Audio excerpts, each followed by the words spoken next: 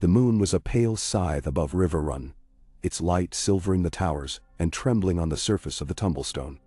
Outside the eastern barbican, the river murmured in its deep channel, steady and indifferent, as though all the blood spilled into its waters these past months meant nothing to the current that had carved the river gates long before Hoster Tully first raised stone upon stone. In the seat of the Tullys, however, the air was thick with the raw metallic taste of iron and fur, firelight and hunger. Summer's touch had not yet fled the south, but the Northmen felt winter in their bones, a restless, prowling chill that matched the temper of their king. Robb Stark stood at the head of the long oaken council table, hands braced on the polished wood. A map of the 7 kingdoms lay unfurled beneath his fingers, candle ends guttering atop the points of Flint's finger and the neck, seas of dark wax pooling where the iron islands jutted like knives from the surf. He did not look at the map.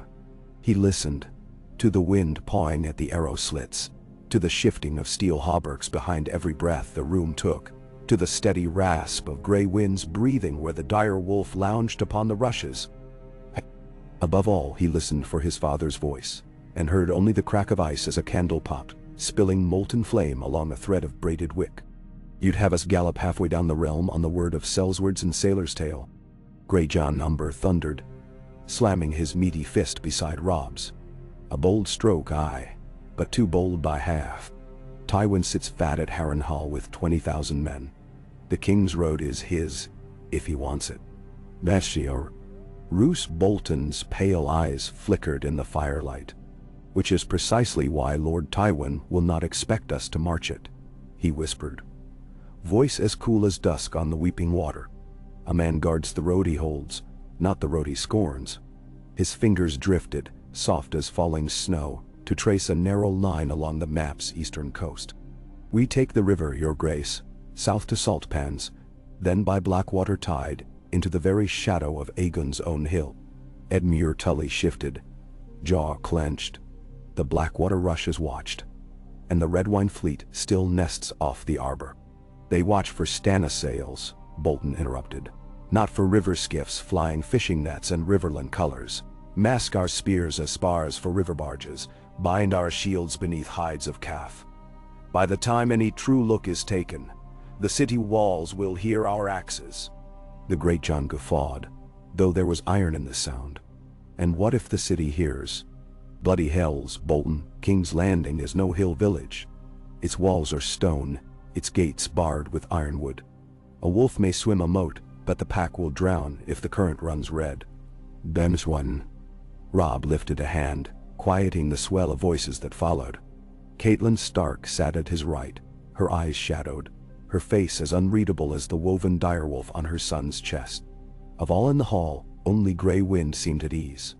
The wolf's golden eyes roved the company, tail lashing when men's tempers surged like stallions.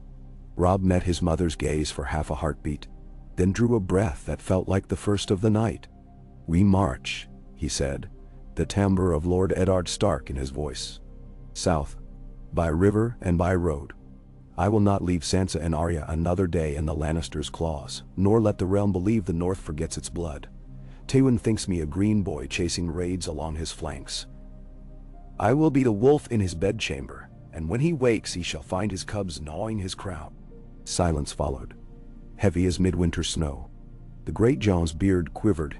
He flashed a grin wide as an inn at the crossroads hearth. "Well said, your grace. A feast to break the fast of war." He half rose, slopping mead across the table, but Catelyn's quiet voice checked him. "Robb." She spoke the single word with no more force than a mother's hush in a nursery, yet it carried to every rafter. "Your father took King's Landing once. He thought the city his when he reached the Red Keep, but the crown he sought was already clutched in another's hand, and Robert lay between him and justice. Nothing in King's Landing is what it seems.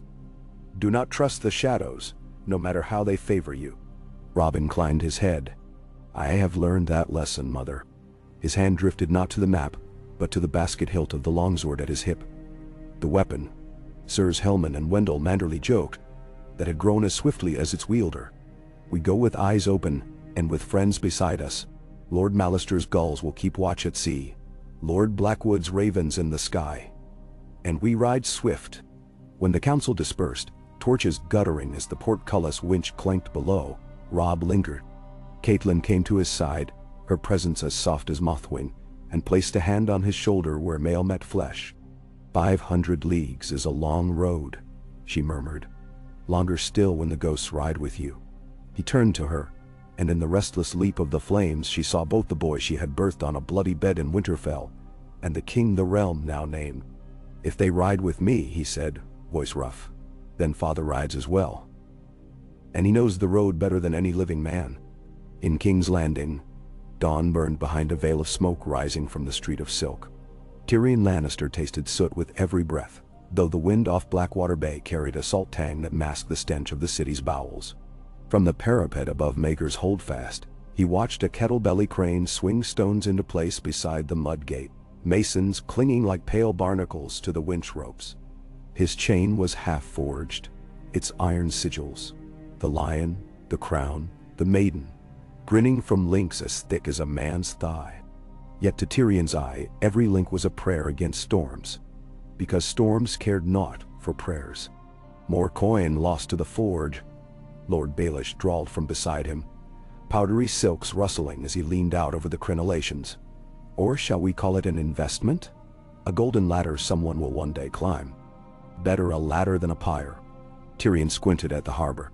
War galleys lurked among the half-sunken hulks that lined the shores, black hulls pitching restlessly.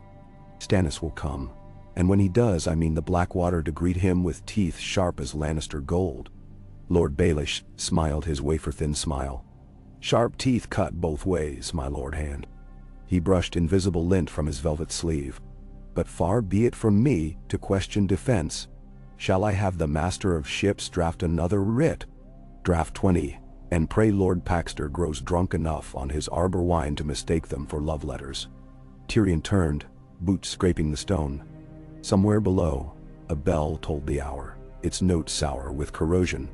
The sound reminded him of the great bells that had clanged when Eddard Stark lost his head.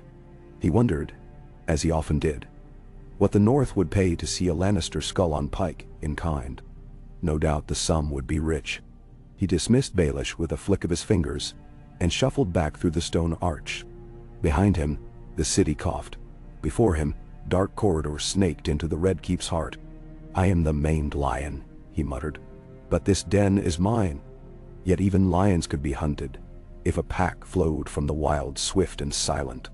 Though the raven from Harrenhal had spoken of Riverland raids and burned granaries, Tyrion had a nagging sense of paws padding beyond his sight, drawing closer with each turn of the glass. The march began beneath a sky, the color of steel. Slate clouds, threatening rain, but never breaking.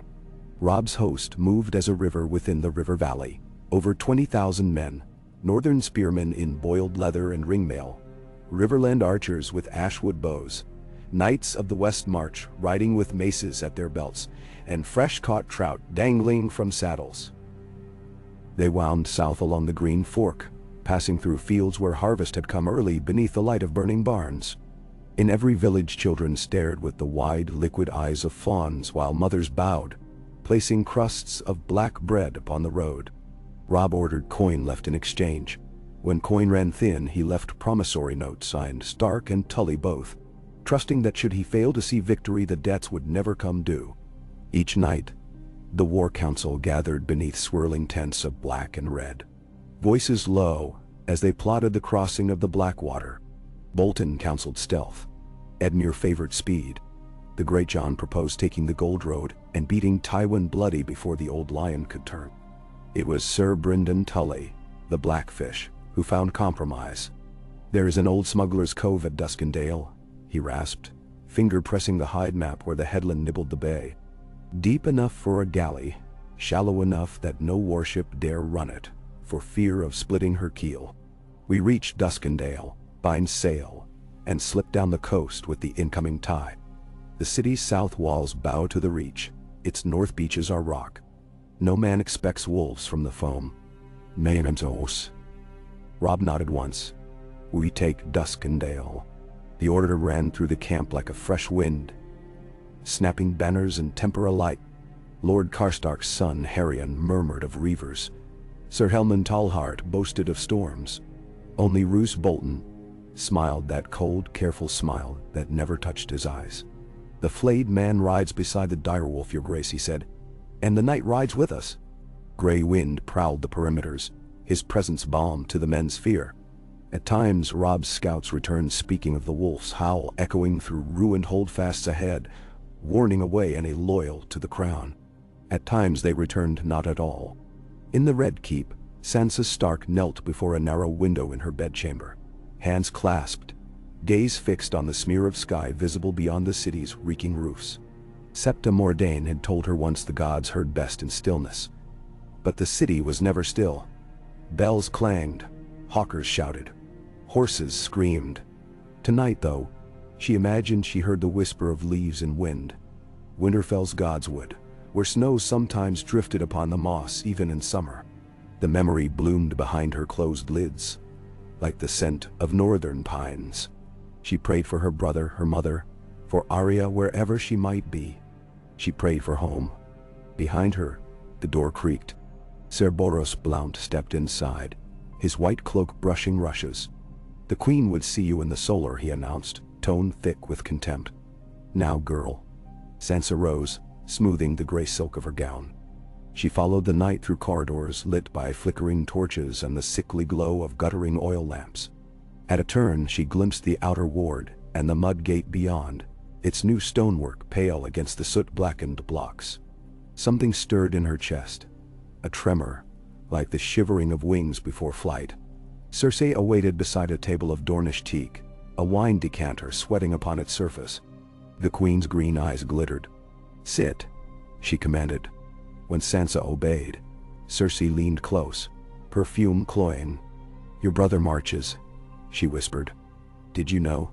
Her smile sliced like a Valyrian blade. "No? How sweet that you are spared the cares of men. Still, I thought you'd like to hear the tidings. A fleet of ragged river scows was sighted near Maidenpool." Sansa's heart hammered. She lowered her eyes as terror warred with sudden, breathless hope. "Robb Big Dot." She dared not speak his name. Cersei lifted the decanter, poured wine that shone dark as blood. "Drink, dear. You will need fortitude in the days to come." Sansa's fingers trembled on the goblet, but she obeyed. The wine was sour on her tongue. Somewhere deep within, the direwolf stirred, and her eyes flicked toward the queen with something that was not meekness. If Robb came, he would find her. He must. The days blurred into one another on the march, the cadence of hoofbeats like the pulse of the host. Rain finally broke over Hayford Castle, sluicing the dust from armor and plastering cloaks to backs. Fires hissed beneath dripping awnings. Men gnawed salt pork gone slick with damp. Through it all Robb rode, grey wind loping at his side, pausing to clasp a mailed forearm here, to hearten a river lord there. He laughed with his bannermen when laughter would raise spirits, and wept beside Lord Karstark when ravens brought word that his younger sons had been slain at the Green Forks fords. At night he lay beneath a canopy of sodden canvas and dreamed of Bran's laughter ringing along Winterfell's parapets, of Rickon's sticky hands tugging at his cloak. He woke each dawn before the watch called, the taste of snow melting on his tongue. At Duskendale they met resistance. The ancient Dun fort, hunched above the harbor, its worn flagstones slick with sea spray, its defenders flying the crowned stag of Joffrey Baratheon. Yet no High Lord garrisoned the port, only a score of sellswards and draft levies. The Blackfish led the assault at dusk. By moonrise, the fort's gates were splintered, its walls crowned with wolf banners weeping salt wind. 3 cogs and a battered galley rode at anchor in the harbor. Robb named the galley Thea Snow, after no maid of courtly song but after a kitchen girl from Winterfell, who had once braved the cold to bring him honey cakes. They loaded the vessels with 20 picked men each, umber berserkers snarling beside silent Mormont spears, Derry archers beside Karstark swords. Roose Bolton took command of the rearguard marching the King's Road, their banners hidden beneath plain brown cloth until the hour came to unfurl them to any Lannister scouts. "We shall be the cloak," Bolton promised, "and you the dagger." His smile did not waver when grey wind bared his teeth. Before dawn the sails ran up, plain linen patched with tar. Robb stood at the prow of Thea Snow, wind tugging his hair. The sea smelled of brine and promise. Behind him, Sept lashed down the last coil of rope. A small tide, he observed, white mustache twitching, yet big enough for wolves. Robb tasted salt on his lips. Big enough, he agreed. For ghosts. Tywin Lannister sat in the shattered hall of Harrenhal, beneath rafters scorched black as the old king's pride. Ravens circled the broken towers beyond, their cries harsh as the crack of winter branches. Chains of brass and iron rattled as a maester brought forth another scroll. "From King's Landing, my lord." The man bowed, face pinched behind spectacles nearly opaque with soot. "Lord Hand Tyrion writes that more ships are needed, that the chain is half forged. Then he will make the other half from the bones of beggars," Tywin snapped, shoving aside the scroll without breaking the seal. His gaze flicked to Sir Kevan, whose armor gleamed in the torchlight, polished as a maidenhead. "We march within the fortnight." Robb Stark scurries about the trident like a rat, pillaging grain and women. But sooner or later, he will make a mistake. Kevan shifted. "Some say the boy has already quit the river, my lord." There are whispers of rafts along the black water. River barges vanished from Lord Mooton's docks. Whispers. Tywin's voice carried centuries of Lannister disdain. King's Landing is not held by fools. The wolf cannot creep upon its walls unmarked. Tyrion and Cersei may snap at each other like dogs, but they will not leave the gates ajar. Yet, in the smoky lofts, above the hall, ravens whispered other tales. One sleek bird, feathers black as pitch, bore a message bound in thin doeskin. Lord Varys' own cipher, which Tywin had grown accustomed to ignoring. The bird preened, as though aware that this one message was a different sort of thing altogether. Night again, and on the Blackwater Bay a hush fell deeper than midnight mass in the Sept of Baelor. 3 cogs and a galley slipped along the coast, sails furled, oars muffled in leather. Above, the battlements of King's Landing rose jagged, torches flickering upon crenellations like watchmen's eyes. The wind had died. The sea lapped the hull like a dog weary of barking. In the bow, Robb felt his heart hammer so loud he feared the city must hear it. He raised a fist. The oars went still. All was drift. Then, noise. Not the boom of a war horn, not the clang of alarm bells. A gull cried. Somewhere up the shore, a dog barked twice and was silent. The galley glided toward a spit of shingle nearly hidden beneath the shadow of tall rocks. When the keel grazed sand, the crew sprang silently into hip-deep water, hauling ropes. Robb leapt, boots sinking, chill water soaking through sewn leather greaves. Gray wind followed, water fontaining from his flanks as he shook. Torches lay hooded in pitch-black linen. One by one they were unhooded. Embers coaxed alive. A faint orange halo painted the underside of the rocks, revealing a narrow cleft, the smuggler's path Sir Brynden had promised.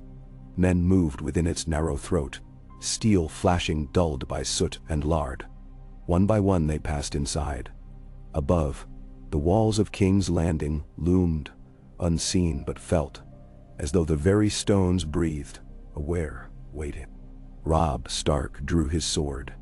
The blade was dark in the torchlight, but along its edge the faintest sheen caught, a reflection of torch, sea, and the fire that burned in the young king's heart. He looked to the men around him. Some smiled, teeth white as broken shells. Some muttered prayers to the Seven, or the old gods. One man, young Haley's Hornwood, wept openly, though whether with fear or exultation, none could say. Robb inclined his head. "For Winterfell," he whispered. For Winterfell came the answering susurrus. Gray wind growled, low and deep. The torches winked out, one by one, until darkness returned. And in that darkness, the wolves began to climb. Above the city, clouds ghosted across the moon, dimming its light to a pallid glow. Tyrion Lannister stood upon the Tower of the Hand's highest balcony, nose wrinkling at the scent of tallow and forge smoke, carried on the humid breeze. He was thinking of chains and wildfire, of the 1,000 moving pieces that must align when Stannis' sails split the horizon. Yet his thoughts turned, unbidden, to other dangers. Robb Stark, he mused, had not been heard from in near a fortnight. Scouts spoke of empty roads, of river barges burned before use, of small folk vanishing into the tall fallows. And Harrenhal's last raven, its scroll cryptic, had mentioned a wolf's shadow where no light could cast one. Tyrion frowned. He sipped wine. The night pressed close, thick as velvet. Somewhere in the warrens below a dire wolf howled. So loud and sudden the goblet slipped from his grasp, shattering on the tiles with a chime like a distant bell. He froze, the hairs on his scar puckering. A moment later, the howl came again, nearer. Wolves in King's Landing. Impossible. The hand of the king swallowed, tasting the copper of old fear on his tongue. He turned to call for a guard, but the shadows at the balcony's edge seemed to writhe, coiling like living smoke. Then, as swiftly as the howl had risen, silence fell, absolute as a crypt. Tyrion strained his ears, heard only the frantic beat of his own heart. The night waited, and beyond the city's walls, beneath the unsuspecting gaze of a realm at war, the hour of the wolf began. They took the postern gate on the riverside wall in near silence, slipping past a pair of half-drunk guards who never saw the crossbow bolts that felled them.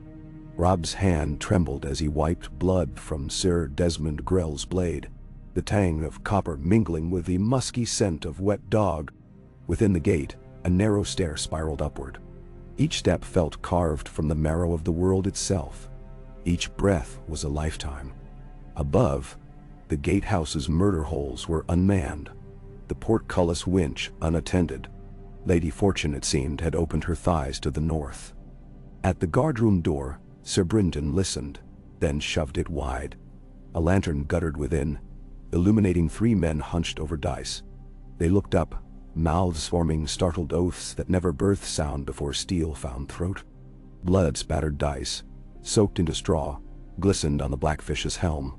He wiped his dagger on a Lannister cloak, eyes cold as the mists of the neck. "Sound the birds," he growled. Ravens, small wicker cages had been borne on a dozen backs, half the birds taken from Duskendale's rookery, half from castles long loyal to the Tullys. Now they fluttered skyward, black-fletched arrows against the moon, each bearing a scrap of parchment tied in haste. The wolf is inside the walls. Rise. Beyond the walls, Roose Bolton's rearguard would see and move. Inside, chaos would follow. In the flea-bottom warrens, candles flickered beneath the eaves of the leaky houses, casting long orange spears that quivered on muddy cobbles. Arya Stark, though no one there knew her name, crept along an alley where rats squealed over half-gnawed bones. Her fingers ached where the hilt of needle had chafed, but she clutched the blade tight, thoughts cloaked in vengeance. She had stolen ripe plums earlier, peddling half for coin enough to bribe her way past a pair of gold cloaks, who blocked the narrowest of the secret river stairs. Now her steps led her upward toward the outer wall, to watch the night sky for omens. She liked to pretend she had wings, like the ravens.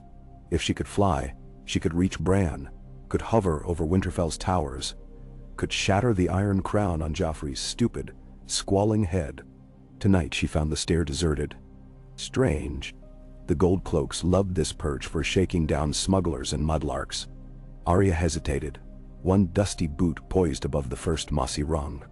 A cool breeze stirred, bringing with it a scent she remembered from winters long gone, the wild musk of wolf. Her heart leapt into her throat. A howl rose, so close she felt the stones hum. Somewhere beyond the dark line of rooftops, a wolf called. Needle flashed free. Wide gray eyes drank the moon, and Arya felt something inside her crack and spill like frozen river ice. "Robb," she breathed and broke into a run. On the King's Road north of the city, Roose Bolton's banner of the flayed man unfurled at last, red upon pink in the dying moon. His columns advanced at a measured pace, drums muffled, torches kept low. By dawn they would reach the towering oaks outside the city's northern gate. From there, if the Raven's message was true, they would only need hold the road to bar Tywin from coming to his children's rescue. Bolton allowed himself a thin curve of lip. One could hardly call it a smile. Daybreak would reveal whether he had marched to glory or to ruin. Either way, the night had already claimed its due in blood. He felt the debt in the wetness along his gauntlets, in the trembling of his horse's flanks beneath him. Wolves and flayed men made strange bedfellows, yet in the dark all colors washed the same shade, the hue of conquest. Behind him thundered the hooves of men who believed this bold stroke might end the war in a single blow.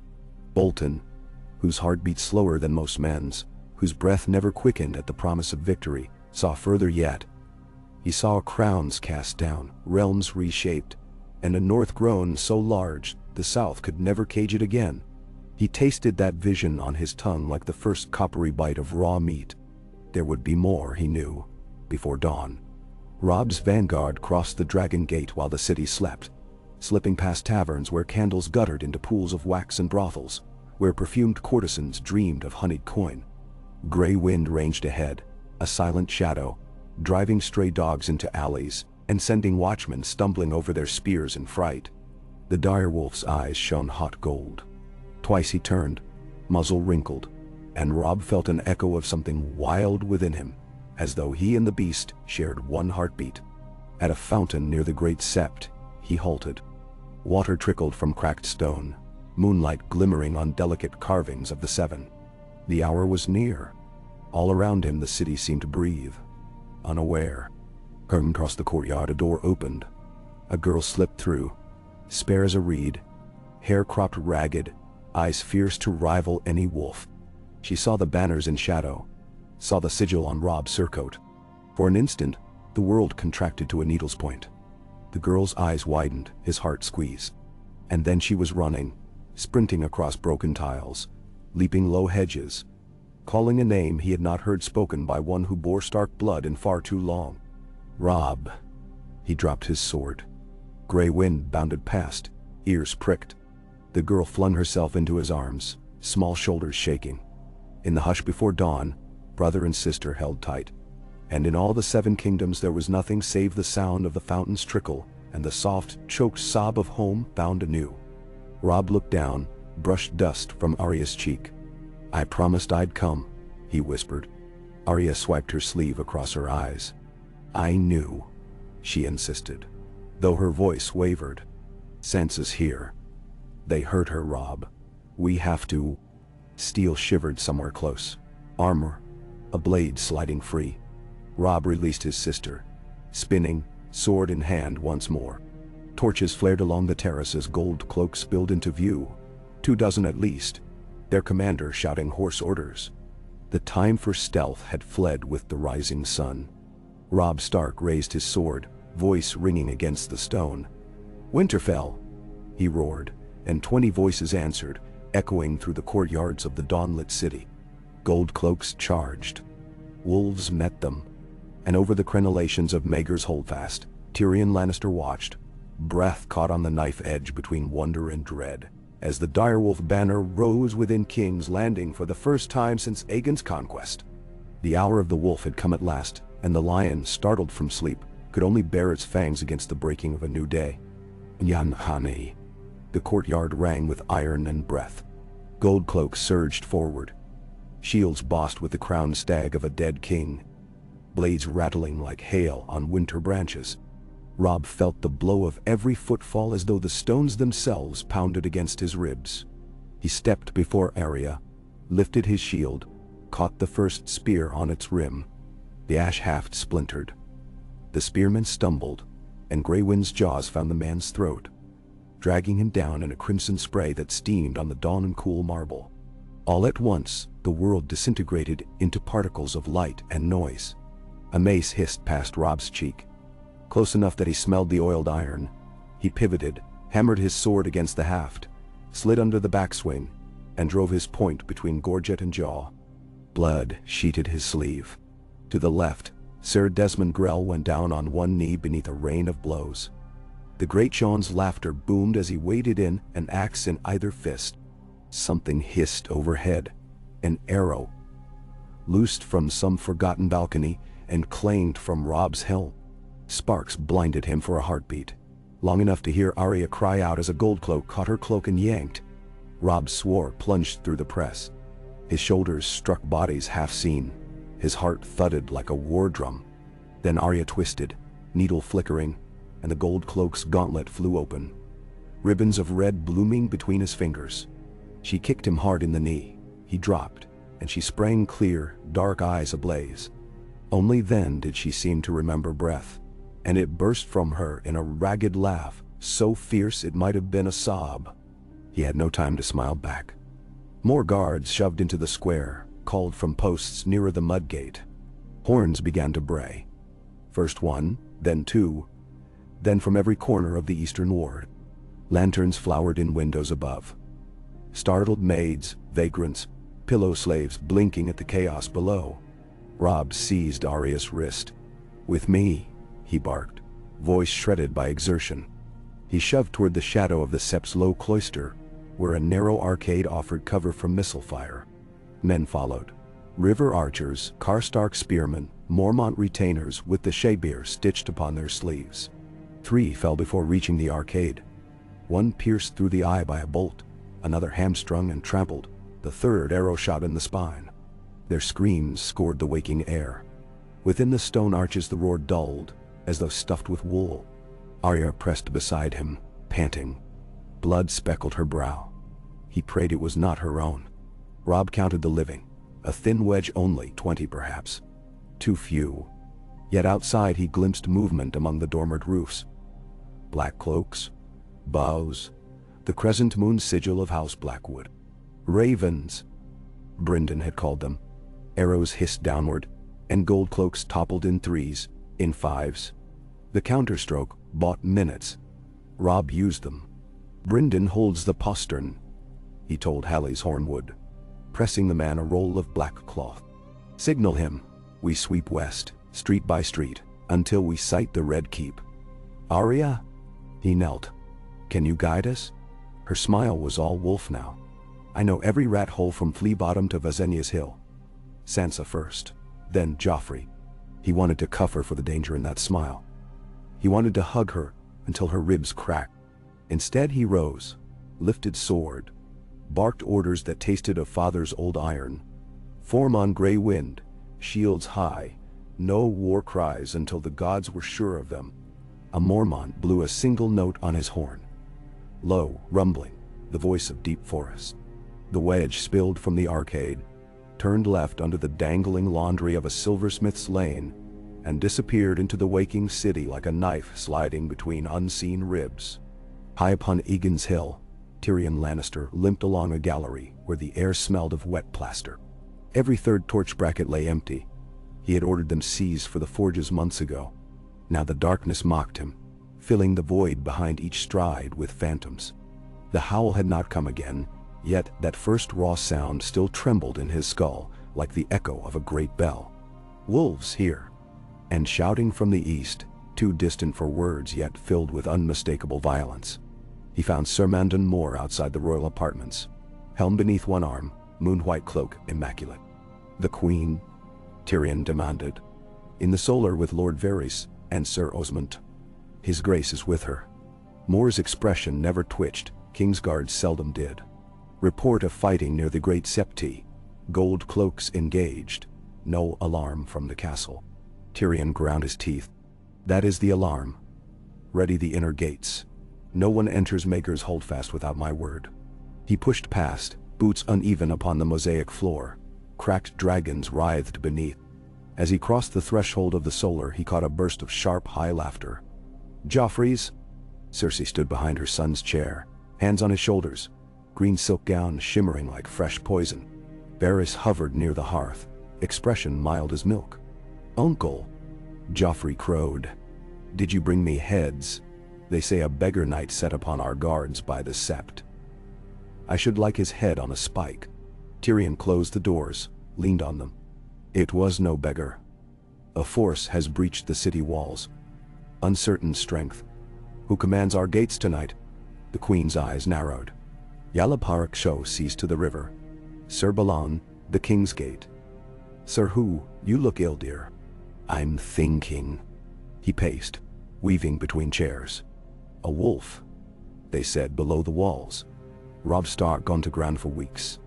Would your father leave us so naked, on whispers? No. Tell. He must believe the trident still holds the boy. Which means, Varys' voice drifted, soft as a prayer. Someone has misled Lord Tywin. Tyrion spun on him. Did you? The eunuch parted pale hands. I sow seeds in many soils, my lord. Some grow into briars before I can name the flower. Cersei's lip curled. Riddles. My father will burn the Riverlands for this impudence. The city is secure. Is it? Tyrion lashed the thought like a whip. How many guards at the Dragon Gate? Enough, she snapped. Enough to repel 20,000 Northmen. He let the number hang, watching the green in her eyes flicker. Our chain is half forged. The fleet's not yet here. Stannis still threatens from Blackwater. And now wolves in the street. He turned to Joffrey, suddenly furious at the boy's blithe grin.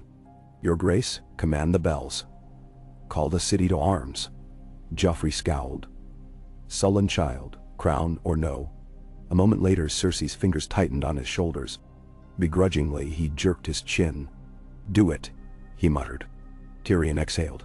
Ser Mandan, the bells, and double the watch on the western walls. Moore bowed, cloak swirling, and strode out. Cersei's gaze tracked him, then returned to Tyrion, hard as cobalt. Pray, little brother, that this is not one of your jests. If the city panics, it will. He limped to the window, shoved the shutter. Gray dawn glazed the roofs. Beyond downriver, pillars of smoke curled where someone, sailors, smugglers, gods knew, had fired the wharves in confusion. Somewhere the bells began, heavy bronze hearts pounding the air. Once, twice. Again. The sound crawled over his skin. He looked to Varys. Find the commander of the gold cloaks. Any man flinches, hang him from the battlements. We hold the city, or we die in it. Varys bowed, but the spidery lines around his eyes deepened. My little Lord Hand, he murmured. There are many ways for men to die. Not all require battle. Tyrion ignored the chill that birthed. And fetch Bronn, he added. I want every sellsword in black iron at the Red Keep before the hour turns. When the eunuch had gone, Tyrion rested his brow upon the stone. Beneath the bell's incessant peal, the city muttered like a kettle about to boil. Somewhere down toward Flea Bottom, a horn answered. Lo, northern, threaded with bleak, triumphant fury. He whispered a prayer to any god who might still find worth in him, then straightened. A lion, maimed or not, still possessed fangs. And if the wolves meant to slip a dagger behind the breastplate of House Lannister, they would find the blade cutting both ways. From the rooftops near the Street of Sisters, Arya guided Robb's column past merchants' yards, fragrant with last night's fish, and along a seam of alley so narrow shield edges scraped brick. She moved like wind between tight walls, pausing to listen. One ear attuned to the clash and clamor behind, the other to the answering calls ahead. The caw of Blackwood arrows, the rumble of Mormont drums, the distant thunder where Bolton's van forced the Kingsgate. At a cistern square she halted. Sansa's Captain Maegor's holdfast. She whispered, nodding at the looming red bulk that crowned the hill, its towers spiking the sky. I know a postern. Kitchen girls slip sweetbreads out that way for Sir Osney Kettleblack. But we'll need a distraction. The bridge is guarded day and night. Nemdahi. Robb wiped sweat and soot from his cheek. We'll give them war. He glanced back. 40 now. They had swelled as other riverborn parties converged. A knot of Frey bowmen, though Robb mistrusted their smiles. A dozen Blackfish veterans, a sour Septon with scars across his back, who insisted the warrior walked beside them. Tall heart, Robb called. Split left. Raise the Horskit portcullis, then fall back to the Sept Plaza. Gretchen with me. When they come for the bells, we hammer the bridge. Orders feathered outward. Steel kissed, saluting swords, men clasped wrists. Across the harbor bells told their panic, a cacophony to drown the gulls. Above all, gray wind prowled, hackles rippling. The direwolf's eyes fixed on the Red Keep as though on prey within a thicket. They moved. Smoke ribboned between towers as the morning gathered heat. Small folk poured from tenements in half-clad terror. clutching children, bolt holes forgotten. Each face a pale mask turned northward, toward the bells, or southward, toward the distant river. One barefoot girl stared slack-mouthed at Robb, then shrank back into shadow. No time for comfort. He pressed on. Around a bend the street of steel opened wide, splashed red with first sun. The smithies that lined the lane belched sparks and cinders. Apprentices gawked from behind anvils. Near the center, gold cloaks labored to haul a scorpion into position. Too slow. Robb's leading spearmen swept over them, points darting like adders, bronze scales clattering. The smith's anvils rang anew, this time beneath feet, as soldiers stumbled onto them seeking footing. Sparks hissed on blood. Greyjohn seized the scorpion's winch, swung the whole contraption about and fired. A quarrel as long as a man's arm thundered into a second company, racing to reinforce, smashing 2 men flat, pinning a third writhing beneath. The Umber bellowed glee, wrenched free his axe and plunged after the fleeing survivors. Robb let him go. An Umber unleashed was oft a sharper blade than any Valyrian steel, provided it cleaved the correct throats. Talhart's crew vanished down a side lane, torches beneath cloaks. A heartbeat later a plume of black smoke licked upward, followed by the screech of pulleys and the metallic crash of a portcullis juddering skyward. The horse gate yawned unguarded for a breath, just long enough for a stream of Northmen in dun cloaks to spill inside, then judder down again before Lannister crossbows could sweep the courtyard. Screams signaled their success. Robb's pulse raced wild as a summer colt, but he breathed as Maester Luwin had taught. In, steady, out, steady. Each exhalation cleared the vision. Stones, gutters, windows, ladders. He noted distances, measured alley widths, weighed avenues of retreat. 7 hells, he thought suddenly. I am no longer a boy at the chessboard in Winterfell. The pieces bleed. A shadow fell across him. Grey Wind's teeth were bared. Robb spun. A line of crimson cloaks emerged from a side stair. Household guards of the Red Keep, halberds bright. At their head strode Sandor Clegane, cloak torn, helm lost, sword so broad it eclipsed the sun behind. His eyes found Robb across the square and flared with something raw. That one's mine, the Hound growled and charged. Robb raised shield. Impact jarred bone. Clegane's strength hammered through oak and iron like a smith's maul. Robb staggered 2 steps, parried high, felt shoulder wrench. The Hound pressed, blows raining with berserker cadence, each strike scattering chips of shield rim, biting sparks off parry. Around them, battle blurred. Arya darting lethal among halberds, Grey Wind lunging, Northmen locking the circle. But sound narrowed to Robb's ragged breath, and the deep, rasping growl behind Clegane's snarl. He changed cadence. Instead of retreating, he drove forward under a descending cut, catching Clegane's mailed elbow with his shield, while thrusting upward at thigh. Point scraped mail, skidded. Clegane grunted, backhanded the shield aside, stepped in close. A grappler's mistake, for Grey Wind seized that instant, lunging. The direwolf's fangs clamped on Clegane's greave, dirked hard. The Hound roared, stamping, boot smashing Grey Wind's muzzle. Robb crashed pommel into Clegane's gauntlet. The great sword clanged down, half dropped. Another wolfbeat of time. Robb hammered crossguard into the scarred killer's jaw, twisted, and brought the edge across Clegane's exposed neck above the gorget. Blood geysered, bright against unmail. Sandor staggered, eyes wide with filth and fury and disbelief. Grey Wind's snarl rose into triumphant howl. Clegane's knees folded. He slammed to the stones like a felled oak, one gauntlet scrabbling weakly before stilling. Silence rippled outward, swallowing the clash for 5 heartbeats. Then a Mormont spear through a crimson cloak shattered the hush, and the square filled again with shrieks. Robb crouched, palm on Grey Wind's shoulder. The direwolf's muzzle bled. Robb's gut twisted.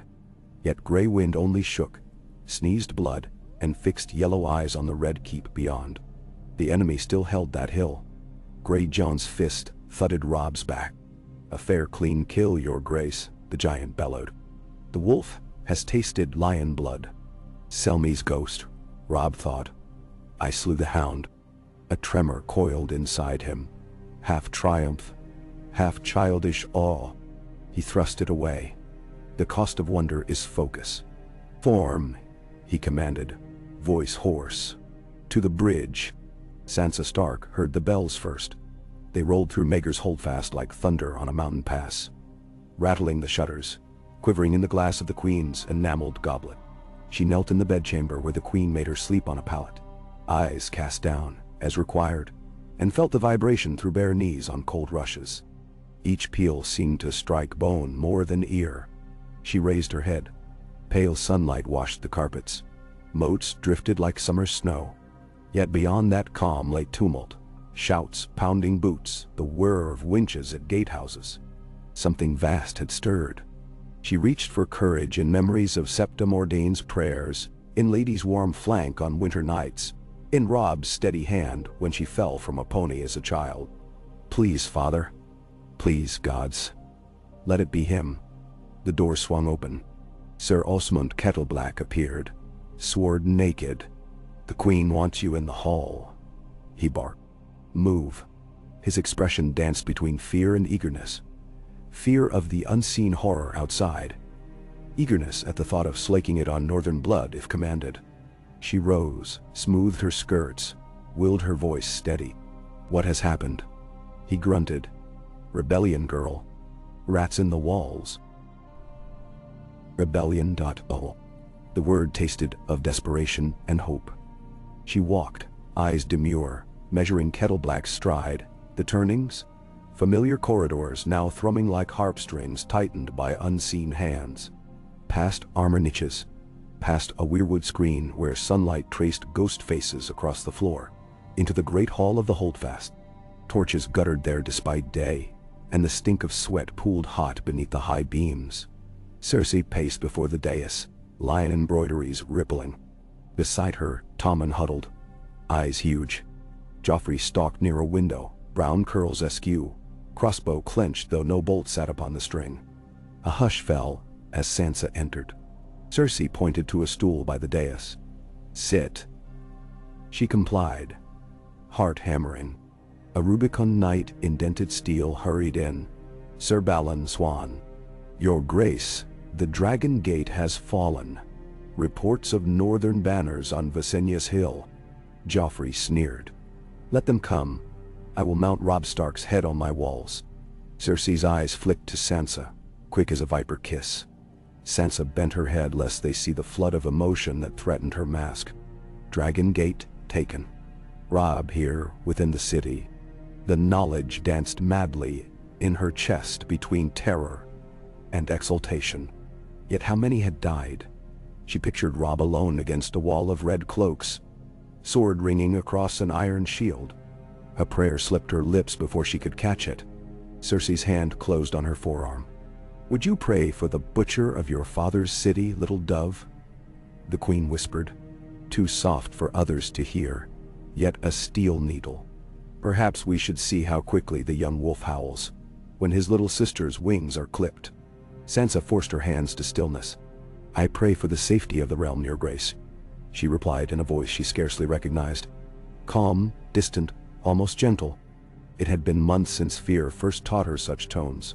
Now they came unbidden, and she hated them, but they kept her breathing. Cersei's fingers released. Leave us, she told Swan and the other knights. As they bowed away, she swept to a tall chest by the wall, opened it, and drew forth a flagon of arbor red.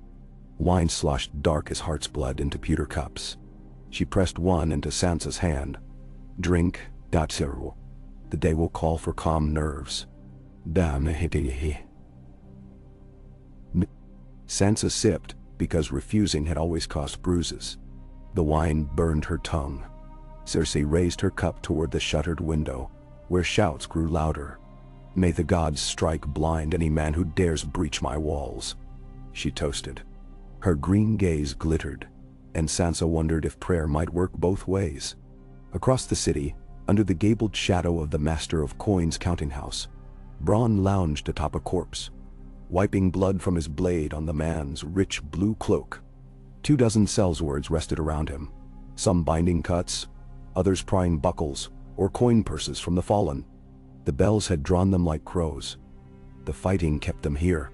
Goldcloaks still contested the street beyond, though their arrows rattled harmlessly off shuttered counting-house doors that Bronn's men had barred from inside. It amused him how coin kept life safer than armor. He glanced west, seeing smoke curl where his own lads had set fire to a cloth merchant's bar to block a column of Lannister levies. Tyrion's coin had bought their loyalty. For now. Wolves or lions? All the same to Sellswords. Bronn prized survival. A runner panted up. "Sir. Command from the hand. Castle at once. He pays double." Bronn spat. "Sheath sword. Triple. Double." He jerked his head. Men rose. One lingered, kicking a body. "That one owed me 6 stags. He owes salt and smoke now." Bronn answered. Already moving. Bells, screams, smoke. Same song, new verse. He wondered whether the dwarf would survive this hammering. If not, best to be elsewhere before the score settled. Yet for a triple coin, he would chance one more throw. He did not know that half a mile north Roose Bolton's flayed men were already pushing siege ladders against the outer bailey, nor that warhammers from the Vale, loyal to Lady Lysa's secret promise of debts repaid, had opened the gate of the gods. The city was becoming a board whose squares changed color with every heartbeat. The bridge to Maegor's Holdfast spanned a dry moat 20 feet deep, lined with iron spikes sheathed in boiled oil. Normally 6 guards manned the near end. This dawn there were 30, arrayed in a crescent behind pavises. Behind them rose the Barbican, red banners hanging limp in the stillness of panic. Robb approached along the spineway with a spearhead of 50. The bells clanged overhead. Smoke wafted acrid. Goldcloaks manned barricades at cross A streets, but having met Northmen already, they did not abandon their posts to reinforce the bridge, fearful, perhaps, of flank attacks. Robb signaled. Tallhart's torches reappeared behind a stable, flaring high. Great Yon's horn answered from the square. Wolves bared teeth. Bolton's ravens fluttered above the rooftops. One dived, screeching. Its cry became the signal. Arrows whipped across the moat from hidden eaves. Guards staggered. 2 fell screaming onto spikes. A moment later, the Northmen charged. They moved with no battle cry now. Only the drum of boots and the voiceless snarl of gray wind in their van. Ladders scraped stone, shielding archers scaling to firing steps on flanks. Pavises rattled, toppled. Robb vaulted a fallen shield, landed within thrusting distance of the first barricade. Sword darting through the gap under a guard's rim. Blade slid between mail rings. The man-choked pink foam collapsed. Robb pushed onward, boots slipping in oil the defenders had spilled too late to fire. To the right, a fray died with quarrels and back. Arrow from ally, or foe, who could say? Battle turned men into blades, and blades had no kin. A horn blared behind the Barbican. Portcullis rose halfway. A knot of Lannister halberds sallied. Greatjon met them, axe crashing down onto a helmeted skull, iron folded like pastry. Mormont's shields overlapped, bore the halberds backward. Grey wind sprang, hamstrung a knight, tore out another's throat before bounding clear of spear thrusts. Robb reached the near side of the bridge, breath ragged. He saw, with the strange clarity of combat, a single flagstone chipped 3 ways, a pattern like a 7-pointed star. Almost absent-mindedly he sheathed sword, knelt, pried the central chip free. Beneath lay a hidden catch. He yanked. The drawbridge rattled. Chains slackened. Someone long ago, perhaps a Targaryen mason fearful of Lannister revolt, had built a secret failsafe. The plank deck lurched, dropped. Half the defenders toppled backward into the moat. The rest recoiled, reversed grips, saw fortune turn and fled back toward the Barbican. Robb's men pounded across the bridge, plunging after. The Barbican gate gaped, defenders scrambling up inner stairs to firing loops. Dice cast. No time now for caution. Robb raised his father's sword. He no longer remembered when he had unsheathed it again and led them into the holdfast. The great hall shook with the crash. Wine slopped from pewter. Torches spat sparks onto tapestry fringe. Cersei's head snapped toward the door just as it burst open. Ser Mandon reeled inside, visor dented, cloak torn. "They breached the keep," he rasped. "Your Grace, we must withdraw to the Tower of the Hand." "No." Cersei seized Tommen's hand, jerked him upright. "To the dungeons. We cut their throat of hostages." She pointed it at Sansa. "Bring her." Joffrey brandished his crossbow. "Let me kill her now." "Fool," she snarled. "The wolf wants his sisters. We keep her breathing while it suits us." She hauled him by the ear. "Move." The chamber erupted in motion, knights circling, pages scattering, servants wailing. Sansa rose, heart hammering as strong as any battle drum outside. She let herself be dragged, counting steps, marking faces. Ser Mandon shoveled her ahead down a narrow stair, lit by guttering sconces. The air cooled, smelled of damp straw and rat droppings. Deep below, the black cells waited. They halted at an iron-banded door. Keys rattled, bolts scraped. A knight thrust the door wide and reeled back, throat split, lifeblood pulsing across his cuirass. Haley's Hornwood stepped through, axe red to the haft. Behind him loomed Great John Umber, too tall for the archway. He ducked, grinning. "Evening, Your Grace." Screams erupted. Joffrey aimed wildly, bolt shattered stone. Cersei pushed Tommen behind her, snatched a dirk. "Back," she hissed. Sansa did not hesitate.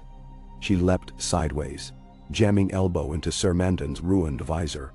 He flinched. She wrenched free, stumbled toward the Umber giant. Something whistled. Mandon's blade. Pain lanced her shoulder. She cried out, fell. Haley swept forward, axe chopping down. Steel screeched off steel as Mandon parried, but the Umber's mass bore him against the wall. Greatjon seized Sansa by the good arm and hauled her behind his thigh. "Little bird, you're home." He turned back, swinging his spared-off hand. Cersei slashed wildly. The knife skittered off Umber mail. He cuffed her, open-handed, and the queen crumpled, dirk clattering away. Joffrey shrieked, scrambled down the passage, guards on his heels. The Umber laughed after him. "Best run, pup." He looked to Halis. "Up we go. Wolves loose in the keep." Sansa clutched her bleeding arm, wincing as Greatjon improvised a bandage from a torn sash. "Robb?" she asked through clenched teeth. "Within." Deer wolf howling the halls dry. He winked. "Let's find him." They climbed. Around corners northern men battled Lannister retainers. Rubble-clogged corridors where burning pitch had been poured and torches flung back. At one turn, Sansa glimpsed Grey Wind bounding past at the head of a knot of Karstarks, his fur streaked red, eyes afire. Her breath caught, awe and terror entwined. Above, at the stair to the Queen's ballroom, Robb met them, sword drippy pen, visor spattered. He froze upon seeing Sansa, love and grief crashing across features hardened by war. In 2 strides he reached her, pressed brow to hers. "Sansa." Her name cracked in his throat. "I failed you." She shook head, tears springing. "You came. That's all the song said mattered." He glanced to her wound. Fury flared, but she tugged his hand. "Later." Joffrey fled, Cersei stunned Tommen. "Let Tommen keep breath," Robb muttered. "A child may yet rule better than the man." He turned. "Greatjon, hold the ballroom. Tallheart, bar the south tower. Arya." "I'm here," she called, materializing ragged, face streaked with ash. She tossed a bloody Joffrey favor into a brazier. "I'll find the Hound's horse and ride the battlements." "The Hound lies dead," Robb told her softly. She blinked, swallowed a mixture of relief and disappointment. "Then I'll ride his nightmare," she grinned, already gone. Robb faced the hall. "Secure the Queen's tower. We wait for dawn's full light, then send heralds to every gate. Anyone who lays down arms lives. Any who resist, winter." Greatjon thudded chest. Men roared assent. Sansa touched Robb's cheek. "They still have father's bones?" Her voice trembled. "Please." "We will lay him to rest in Winterfell," Robb vowed. But his eyes strayed to the window where the city yet burned. and Sansa sensed the burden settling across his shoulders, the weight of crowns, of promises sworn in hot blood. The crown had already cost him innocence, friends, perhaps the boy she had once laughed with in Winterfell's Godswood. She wondered what more the Iron Chair would demand before the sun set thrice again. At dusk, Roose Bolton stood atop the battlements of the Gate of the Gods. His men had raised flayed men banners alongside stark direwolves, an impropriety he had not yet broached with Robb. Better to ask forgiveness than permission. The city lay spread below like a maiden after first bedding, bruised, steaming, breathless. Fires dotted the skyline. Outside the walls, Tywin Lannister's outriders had begun to appear, vultures circling the corpse they had thought safe within their hall of Harrenhal. Too late. Bolton evaluated distances, supplies, morale. The Red Keep had fallen more swiftly than forecast. Northern control of 4 gates sufficed for now, yet the Lion Lord would not withdraw quietly. Ziga awaited. He preferred sieges. Slow, methodical, ripe for betrayal. Even now he weighed which of Tywin's agents within the walls might be coaxed to his side should the young wolf stumble. Footsteps approached. A Karstark captain saluted. "My lord, ravens from Riverrun. Edmure holds the ford against Sir Adam Marbrand. Lord Hoster begs forage." Bolton accepted the scroll. Food, he mused. A sharper sword than steel here. He dismissed the man, gazed north where still more smoke rose from fields beyond the city.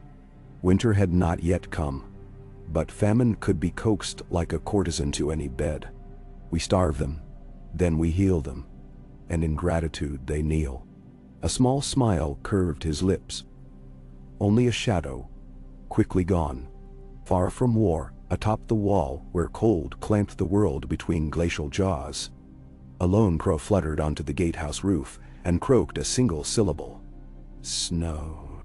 Below, a boy cloaked in black looked up at the dying light and wondered whether lightning or dragonfire colored the southern horizon.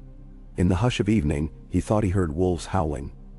Faint, impossibly far, as if the wind itself carried news of stark blood spilt and claimed in a burning city half a realm away. Jon closed his eyes, felt the ice beneath his feet, and whispered the only prayer he knew. To old gods, to new, to whatever force still tethered brother to brother across leagues of war. Hold fast, Robb. Hold fast. The wind answered with silence, but in that silence Jon imagined a heartbeat echo, strong and steady, somewhere deep beneath the stones of ancient Winterfell. An oath still kept, though miles and years conspired. The day ended in red. Robb stood upon the high balcony of Maegor's holdfast with his sisters beside him. Smoke drifted in the alleyways like torn banners. Bells had stilled at last. Only scattered fires popped. Below, corpses littered courtyards. Gold, crimson, dun, gray. No colors in the dark. Gray wind paced the parapet. Fur bristled, gaze fixed outward at the restless hush. Arya leaned over, hair whipping. What now? Now we hold, Robb said. And tomorrow we talk. With Tywin? She spat. With the realm. He fingered the fur cloak at his shoulders, heavy with dried gore. The south thinks the north a distant hearth they can douse when winter passes. Tonight we warmed them otherwise. Sansa folded arms against the rising chill. The city will not love us for it, nor we ask it. He looked to the black river ribbon beyond rooftops. Justice first, peace after. Love. He smiled sadly. That may come to our children. Below, men hauled bodies, quenched torches, tended groaning wounded. Somewhere a babe wailed, born amid smoke no doubt, as wives labored alone, while husbands fought. Such was victory. Robb drew a deep breath. The air tasted of ash and salt and copper. He had dreamt of this day. Sisters freed, father avenged, king's landing cowed. Yet dreams gave no counsel for what followed conquest. He turned to Grey Wind, bearing a hand in rough fur. Guard, he whispered. The direwolf pressed against him, warm, solid. In that moment, Surrounded by blood and ruin, Robb felt again the boy who had chased snowflakes across Winterfell's training yard. "I will not fail them," he swore to the silent city. Below, the first cry of a newborn cut the dusk. Thin, fragile, defiant. Robb closed his eyes and let the sound wash through him like absolution. Night settled. Fires died. And in the shattered capital of a realm at war, the wolves kept watch. Robb Stark watched dawn bleed across the sky in strokes of bruised violet and ember. A painter's rage flung over the rooftops of King's Landing.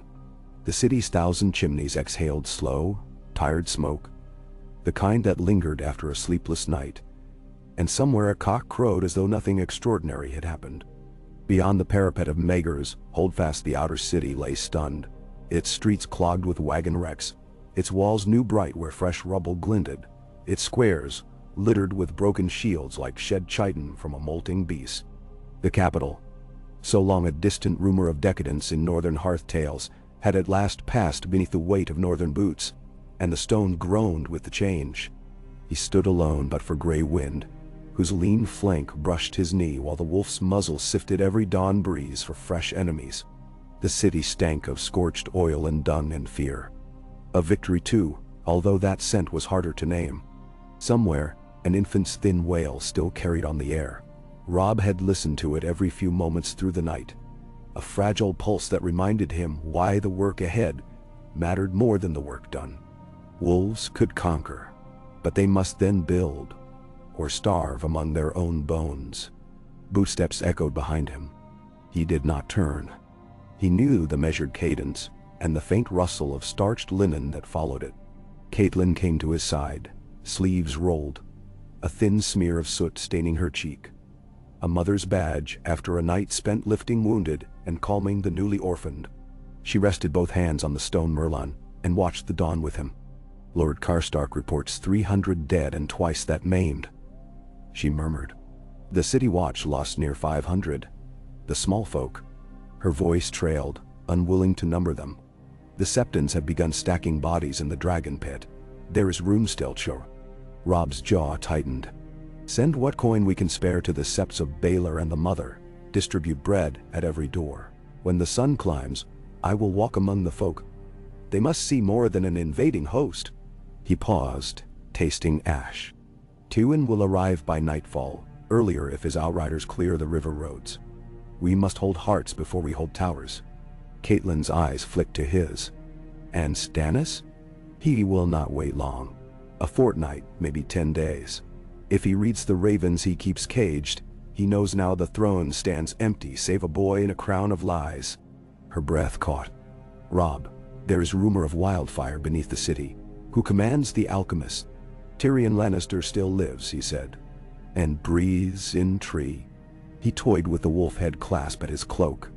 "He will bargain, if only to thwart Stannis, or his father." Catelyn studied him.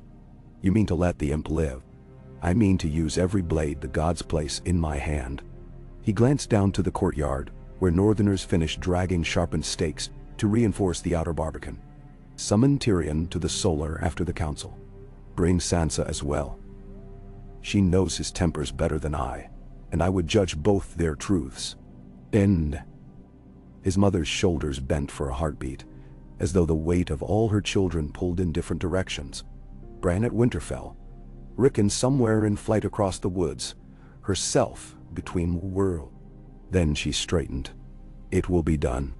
Robb turned, kissed her brow, and strode for the tower stairs. Grey Wind padded after, tail a silent banner. Below, in what had once been Joffrey's audience hall, the new council gathered at a long table still sticky from overturned wine. Edmure and Brynden Tully leaned over a map oil-stained and scorched. Great John Umber gnawed a haunch of mutton like a dog worrying bone. Roose Bolton sat silent, pale eyes reflecting every torch. Tallhart and Mormont and Blackwood flanked them. And among these northern lords stood 3 figures whose presence seemed stranger than ghosts. Varys the Spider, hands folded within voluminous sleeves. Grand Maester Pycelle, stooped and shivering, and Bronn sprawled upon a cushioned bench, fingering a purse, whose fatness had doubled at each turn of the moon. Robb took the high seat only after the direwolf settled beside it. The conversation ebbed, lord after lord inclining heads. He did not wait for ceremony. "Lord Bolton," he began. "Status." Bolton's voice slithered, smooth as oiled leather. "Lord Tywin's vanguard encamps 2 leagues down the Roserad, fortifying the old stone way shrine. Scouts say 15,000 foot, with 5,000 horse in reserve. More come hard behind. He could assault the gate of the gods by dusk, but I expect he will ring the city in trenches first." "No. And the river?" "Blocked by our chain," answered Varys, stepping delicately into the silence. "Master, formerly master, Tyrion's links are most serviceable, though only half across the main channel. Your men hold both winches now." Edmure jabbed the map. "If Tywin invests the north and west walls, Stannis will strike from Blackwater. We cannot hold 2 fronts." "We must not," Robb said. "We make them hold each other." "Sir Brynden." The Blackfish straightened. "There is talk that Tyrells ride to join Lord Tywin if King Joffrey's ransom is accepted. And here," he tapped the reach on the parchment, "the Red Wine fleet sails for their Winesink Islands, but may turn on a coin's toss. Split alliances breed shattered shields. We must break them outright." Greatjon thumped the table. "Call Tywin to single combat. Lannister honor or Northman steel, see which reigns him." A rumble of approval rolled along the benches, but Robb lifted a hand. "The old lion will not gamble his skin while numbers favor him. He will starve us, strangle us. We must make the siege costlier than retreat, yet cheaper than persistence." "Dan!" Bronn barked a laugh. "Then bleed him coins. The wee imp knows every vault where King's Landing buries its gold. Offer ransom for his own brat king higher than Tywin dare refuse." Eyes turned to Robb. "Half of EM betray him the moment the pay wagons run dry." Bolton's lips curved. "A sellsword's counsel holds merit. The Lannister purse is not bottomless." "Nor ours," Tallheart grumbled. "Grain's dear already, barrels near empty." "We feed the city first," Robb said. "What we claim we must nourish." His gaze swept them. "I will ride the fish market at midday. The small folk will see their new king gives bread, not fear." Pycelle's beard quivered. "Your Grace, king? Forgive an old man, but the Iron Throne." "I do not whisper of thrones," Robb answered, though the words tasted untrue the moment born. "For now I am but Robb Stark, warden of these walls in the name of justice. Kings are named by peace, not seizure." Even as he said it, a memory surfaced. The northern lords in Riverrun's great hall, lifting swords and voices, naming him king in the north. His heart stirred. The Iron Throne might remain contested, but no force south of the Neck would again chain Winterfell. Whether he wore 2 crowns or 1, they had already drawn the line in both blood and stone. "We have tasks," he continued. "Lord Tully, secure the seaward wall. Greatjon, run the trebuchets on Visinius Hill. Lord Bolton, arrange a parley at the King's Gate by the 3rd hour. I would speak with my Lord Grandfather." Bolton inclined his head with glacial grace. "As you command." The council broke like surf on rock, all eager purpose and unspoken dread.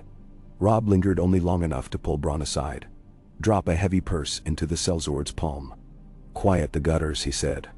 "Any fire inside our lines tonight, find who lit it. Bring him to me living." Bronn weighed the purse. "For another purse this fat, I'll bring his mother as well." "Just the man," Robb replied, and left the hall before irony could sour his resolve. In a modest bedchamber overlooking the dry moat, Sansa sat on a cushioned bench she had scrubbed herself an hour earlier, worrying a length of linen between trembling fingers. Margaery Tyrell's seamstresses might have fashioned the chemise once, silk so fine it caught the dawn light like mist on a lake. Yet through weeks of imprisonment and a night of riot it had lost its grace.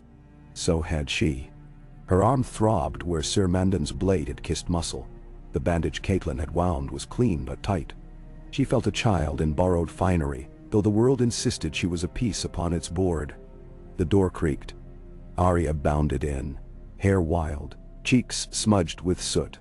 A cane-sheathed short sword, stolen from some dead Bravosi, now thrust through a belt of rope. She closed the door, pressed ears to panels, then whirled. "You should eat," she said, dropping a half-loaf wrapped in cloth beside Sansa. Bakery on Ragman's Way still had hearth.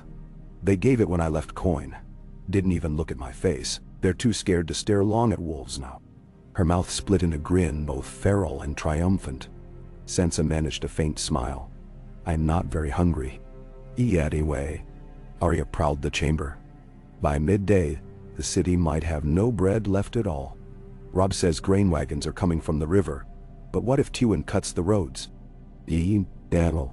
Sansa lifted the loaf, tore a corner, chewed without tasting. "He will not starve us. Mother says we share what we have." Arya snorted. "Some will still hoard. Gold cloaks who changed cloaks overnight." She yanked a corner of her own tunic, dyed a suspiciously fresh umber. "Think we won't notice them trading favors for coin? If I had my way, I'd hang everyone." "Robb needs order," Sansa murmured. "Not more bodies. I'm not talking of crowds, just..." Arya made a slashing motion. "Oaths should mean something." Sansa laid the loaf down. "Sister, I owe you my life. But..." She swallowed, throat tight. "If we rule only with the sword, we will lose everything Father taught. Justice, honor." "Father's honor got his head spiked," Arya hissed, then winced, knuckling her eyes. "Sorry. I keep seeing it." Sansa slipped arms about her, careful of her wound. The smaller girl stiffened, then sagged into the embrace. They stayed thus, while bells tolled a slow, mournful cadence for the dead that lay unburied east of the street of Sil. At last Arya drew back. "Robb wants you in the Solar Council matters. He asked for both of us." Sansa rose, smoothed her skirts again, though the silk no longer draped so well. "Very well. Let's find fresh water for my face first." Arya's gaze softened. "You look brave already." "Brave is not a face," Sansa answered. Yet when she glimpsed her reflection in the narrow glass, she saw a steadiness there that had not lived in her eyes since before the day of Father's confession. She dabbed the shadows beneath her lashes, pinched blood to her cheeks, and followed Arya out. The Solar, where Tyrion Lannister awaited them, once housed Targaryen princes. Now its plaster walls cracked from heat where wildfire stores beneath had burst decades past. The scent of old pyres clung like guilt. Robb stood at the high window, cloak tawny with dried blood. Tyrion sat opposite, wrists manacled though his bearing remained one of weary dignity. A pair of Karstark guards flanked him. When the sisters entered, Robb beckoned them to a cushioned divan. "We speak as family," he said. Then to Tyrion, "And guest." The imp chuckled. "Guest? An improvement on prisoner. My compliments, your grace." "None." Robb ignored the title. "How much wildfire sleeps beneath these floors?" Tyrion's mismatched eyes flicked to the girls, then back. "Enough to melt the hill to glass. But much of it sits in casks that leak, cracked with age. I mapped them." He tapped temple. "If you mean to parley with my father, best hold the map in one hand." Robb folded arms. "Your value grows." "What will it cost us?" "I live. My squire lives. And you guarantee my gold, which is to say my tongue. Cut it and you lose the siege." Robb's gaze did not waver.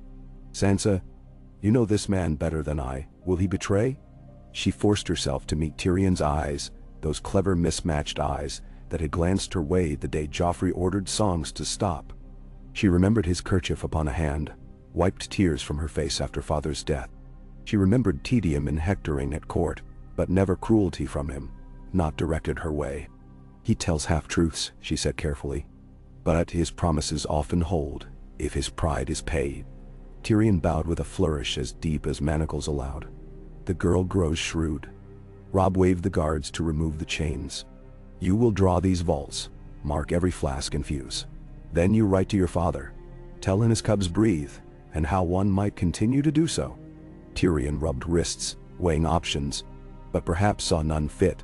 He nodded slowly. "And me?" Arya demanded. Robb's tone warmed a hair. "You will sit that restless arse on a horse and ride the walls. Show the banners, wolves guard the city now." Arya grinned like moonlight on broken glass, and bolted. Tyrion watched her depart with something akin to admiration. A Stark, that one. Sharpen her right, she'll cut ages. By the third hour, on the wide wind-scoured apron before the king's gate, the armies of lion and wolf faced one another beneath banners that snapped in an unkind spring breeze. Tywin Lannister rode a tall destrier barded in gilt scales, flanked by Kevan and Cerede Marbrandot. His armor, even dusted from the march, gleamed like a newly minted coin. His eyes were green chips mined from depths no sun reached. Opposite stood Robb Stark in plain ringmail, dulled deliberately, so no enemy arrow found him by flash. Grey Wind lounged by his stirrup. Behind him, Great John Umber gnawed a strip of jerky, while Roose Bolton sat lean and silent on a pale horse that looked nearly as bloodless as its master. But it was Catelyn Stark, none expected to see, who rode at Robb's right. Her grief-lined face unhelmed, her red-gold hair bound to keep the day's wind. Between hosts lay 100 paces of churned earth where carts once rolled through the gatehouse. Now the portcullis stood half-raised, enough for one man to slip if he bent low. Tywin reined up at the edge of this no-man's land and signaled for a herald. A gold-sewn cloak strode forth, voice booming. "Lord Tywin, of House Lannister, Lord of Casterly Rock, Warden of the West, Hand of the King." Robb nudged his mount forward 2 strides. "The king you name sits captive within. Waste no breath proclaiming honors that shield no gates." The herald faltered, looked back. Tywin's lips barely moved, yet the man bowed himself away. Dust eddied. Somewhere ravens called. "Bold words, boy," Tywin said at last, voice carrying easily. "Bold deeds too, yet my host grows while yours withers behind hungry walls." Robb's answer came like winter. "I command the walls. I command the stores. The people will eat until summer returns to the north. Can your foragers say the same while the river lords raid your wagons nightly?" Tywin's nostrils flared. The only crack in a carved facade. "I have more men than you have arrows." "I can make more arrows," Robb said. "Can you make more men?" An icy stillness fell. At length, Tywin's gauntlet creaked on rain leather. "Name your ransom." "Gold." "Hostages." "A castle if you fancy land south of that frozen bog you call a kingdom." Robb leaned astride the pommel. "I name 2 terms only. You lay down banners and withdraw your host south to the Mander by sunset. And you surrender the heads of Cersei, Joffrey, and Sir Merentrant for their crimes against Lord Eddard Stark and the realm." Gasps rippled the lion ranks. Kevan's hand flew to sword. Marbrand's horse sidestepped. Tywin sat motionless, save for a single twitch in one eyelid. "A prince's head?" he echoed softly. "A butcher's head," Robb replied, iron in the syllables. Tywin considered the wolf before him, the boy who had marched 1,000 leagues to dash a crown from southern brows. He glanced at Catelyn, as though measuring her mourning against his daughter's ambitions. Then at Grey Wind, whose yellow stare reflected no fear. Wind tugged at the banners above. The lion on red cloth seemed to thrash in a silent snare. "You misunderstand power," Tywin said at last. "It is not won in a night's raid. It is gathered coin by coin, debt by debt, and paid back in ruin to any who reach beyond their purse. You have outspent yourself, pup. Soon hunger, pestilence, and Stannis' fleet will remind you what realm you seize." Robb's smile was small. "For a man who speaks of coin, you forget what pawns buy. The imp scribbles even now at my table, placing fire pots where your spies once lurked. A spark here, a spark there. The city goes up like autumn's straw. Hedge knight or gold cloak, all burn the same." Tywin's jaw worked once. "Burn the city and you salt your own fields. No, Stark, you will trade, or you will kneel. And I promise you, should you spurn ransom now, I will march into Winterfell by midsummer and bind your little brothers in gilded chain." Robb's eyes glacial. "Your son Jaime made a vow he could not keep. Ask him how well it ended. And my brothers," he lifted his sword. Sunlight caught the edge, painted a white line across air. I swear by ice and fire and by the old gods who still watch these woods that should one hair on Brann's or Rickon's head fall, I will burn every field from the manor to the arbor. You will beg the others take you before I am done." For the first time, Tywin Lannister looked away. He turned his destrier, cloak swirling, and without another word began the ride back through lines that parted silently. When the Lannister horns finally wailed retreat to distant camp, Roose Bolton's mount sidled up to Robb. "Impressive theater," he murmured. "Yet a siege remains. So we make it short," Robb said. "Cut the snake behind the head." He sheathed sword. "Prepare the men, we ride tonight." Bolton's brow rose. "Ride? Where?" "Out the mud gate." Robb's smile held the chill of an oncoming frost. "Straight for the baggage lines. Empty his larders, empty his hopes. The old lion will smell bait," Bolton warned. "That is the point," Robb said, and spurred for the city, gray wind racing ahead like a herald of raw intent. Night found Tyrion in his old bedchamber beneath the Tower of the Hand, quills scratching parchment as though racing death. Candles guttered low, ink splashed his sleeve. He wrote maps, ink glyphs for doom. And lists, stable boys who knew fuse runs, masons who walled off alcoves, septas who remembered tunnels, long seal. Each name a thread he might pluck to weave one last escape if fortune turned. Yet as quill danced, memory stirred. A boy reading histories by dim lantern, in a keep no one loved him enough to claim. A dwarf seeking wisdom in words because sword and saddle scorned him. Wildfire under the city, wolves on the hill, lions at the gate. No scroll had ever spilled so much chaos in such cramped script. He paused, flexed cramped fingers. A scuff at the door. Shay slipped in, eyes wide. "Your little men are at every stair," she hissed, meaning the guards. "They say you draw maps for traitors." He rose, limped to her, pressed parchment bundle into her hands. "Give this to Bronn. He'll know." He cupped her cheek. "If the city burns, find a galley upriver. Go, do not look back." She clutched fistfuls of his tunic. "And you?" "I am a Lannister." He laughed. Hollow. "I pay my debts." He pulled free, shooed her, then bolted door behind. Only then did the tremor seize his knees. He poured wine, downed half, then set the cup too hard, crystal spiderweb. "Bloody stones," he muttered.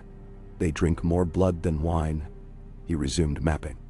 Past midnight, 600 riders ghosted from the mud gate. They wore no banners, only soot-black cloaks. The moon hid behind a tatter of cloud. The road south toward Tywin's siege lamps lay pale and open. Scouts might spot them, but not soon enough. Bolton's skirmishers had slipped hours earlier, throat-slitting in silent bursts along picket lines. Robb rode near the van, Arya at his left. There had been no forbidding her after she threatened to follow regardless. Great John commanded the vanguard. Blackfish held the rear guard. Between prowled gray wind, near invisible. They moved at a canter until the first fires of Lannister camp flickered across night-damp fields. Shallow ditches ringed those tents, and beyond, gaudy pavilions of crimson and gold where high captains feasted on capons while the city suffered. Robb smelled mulling wine when the wind turned. He lifted one hand. Halt. Riders slid into ditch shadow. Ahead, 2 sentries shuffled, cloaks drawn tight against spring chill. One yawned, turned. An arrow took him in the throat. The second gaped, sword half unsheathed, before a Karstark spear stilled him. Silence returned, heavier than before. Night seemed to hold its breath. Robb signaled. 2 columns fanned right and left, circling the camp edges. Torches glittered on helmets within, but the watch felt lax, fat with overconfidence. When the outer lines closed, Robb drew steel. "Winter," he whispered to Arya. She smiled moon-fanged. They went in quiet. Quiet did not last. A spear butt overturned a cauldron. Sparks showered canvas. A shout split the hush. Northmen howled then. Voices raw. The North remembers. Gray wind leapt a cookfire, seized a groom. Umber axes smashed tent poles. Fire arrows arced into food wagons where lamp oil waited to leap. Horses screamed, broke tethers. trampling tents in blind terror. Sleepy men stumbled out half-armed and died before their eyes cleared. Some fought well. Lannisters always fielded seasoned blades, but chaos sowed panic's quick crop and battle lines never formed. Robb carved a path toward the largest pavilion. Tywin's supply ledger lay there, he reckoned, as vital as any banner.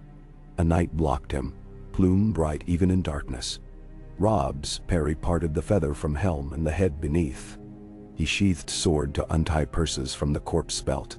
20 heavy gold dragons. He flung them into a fire. Gold hissed, melted, pooled like sunblood. "Feed the pyre," he ordered. Men laughed, hurling coffer after coffer into hungry flames. A bowstring thrummed behind. Robb pivoted, shield up. The arrow sank quill deep in leather. He saw the archer, young, terrified. He let him flee to spread tales of a wolf king who burned lion gold under a moonless sky. Arrows found friend, as well as foe. In the melee Halley's Hornwood took a gut wound, slid from saddle. Robb dismounted, dragged him clear. The man's eyes glazed. "I saw the sea," he whispered, though none was near. He died gripping Robb's forearm. Dawn grayed before the last wagon torch burned out. The raiders mustered outside camp.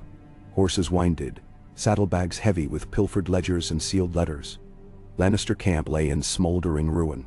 Bread stores charred, wine spilled into mud, draft animals scattered. Somewhere horns sounded pursuit, but the wolf pack was already cantering north toward the city. They reached the gate of the gods by first light. City folk lined parapets, cheering wild though many had lost kin not a day past. They smelled deliverance in smoke trailing from Robb's cloak. He raised fist, but his weariness felt carved into marrow. Each cheer a weight he must bear. Bolton awaited inside. "Success." "Enough," Robb said. He turned over parchments. "Find codes, break them. If they reveal Tywin's supply lines, bleed every vein." As Bolton glided away, Greatjon thumped Robb's shoulder. "We cut the lion's liver out. He'll roar but no strength left to pounce." Robb hoped so. Yet when he sought Maegor's high tower for rest, he found Tyrion there, freshly bruised, Bronn at sword point behind him. What now? Robb sighed. Tyrion wiped blood from lip. "A letter from my sister. She escaped your noose." "Cersei?" Robb felt a cold ripple. "Gone at dawn with a dozen riders and the bastard Kettleblacks. South, I think, perhaps toward the Red Wine Coast." Tyrion's smile looked carved. "She takes my nephew, Tommen." Robb closed eyes. Child hostages, calculation. Cersei's bid for allies may be Tyrell. You let her slip? "I did not hold the keys," Tyrion answered softly. "Your guards suck at subtlety." Robb inhaled. "Find her then. Bring her back." Tyrion raised shackled wrists. Bronn retightened them after the escape fiasco. Hard to chase with chains. Robb studied him. "Prove your loyalty. Open the wildfire vaults. Flood them. We march to Dragonstone next, and I won't leave a spark at my back." Tyrion's eyebrows climbed. "Dragonstone? Stannis will sail within a week. Then I meet him at sea, with the royal fleet he expects to burn." Robb let the challenge hang. "Choose, imp. Serve lions or wolves." Silence. Bronn looked at Tyrion, purse already heavier from some fresh bribe. At last Tyrion nodded once. "Free my hands. I'll drown the Greenfire ghosts." Robb motioned the guard. "Do it. And pray you do not lie." "Nain. Buen." As Tyrion departed, Catelyn appeared in doorway. "Ravens from the north," she said, voice thick. "Winterfell stands, but the Ironborn raid deep." "Deep, Robb? Torrhen Square falls, they say." His breath caught. Grey wind whined softly. "I cannot be two places." He pressed fingers to eyes. "Hold King's Landing today, Dragonstone tomorrow, Winterfell always. The world splits me." She touched his arm. "That is what kingship means." He met her gaze, felt the boy within him strain against manhood's iron. "Then may the gods mend what I must tear." That evening, while sun painted the ruins of Flea Bottom rose gold, Sansa walked the charred planks of the old stage beside the Blue Bard's flophouse. She carried a basket of small loaves Robb had ordered baked from commandeered larders. Children queued, hollow-eyed, some clutching siblings too weak to stand. She placed bread in tiny hands, murmuring each child's name after they whispered it.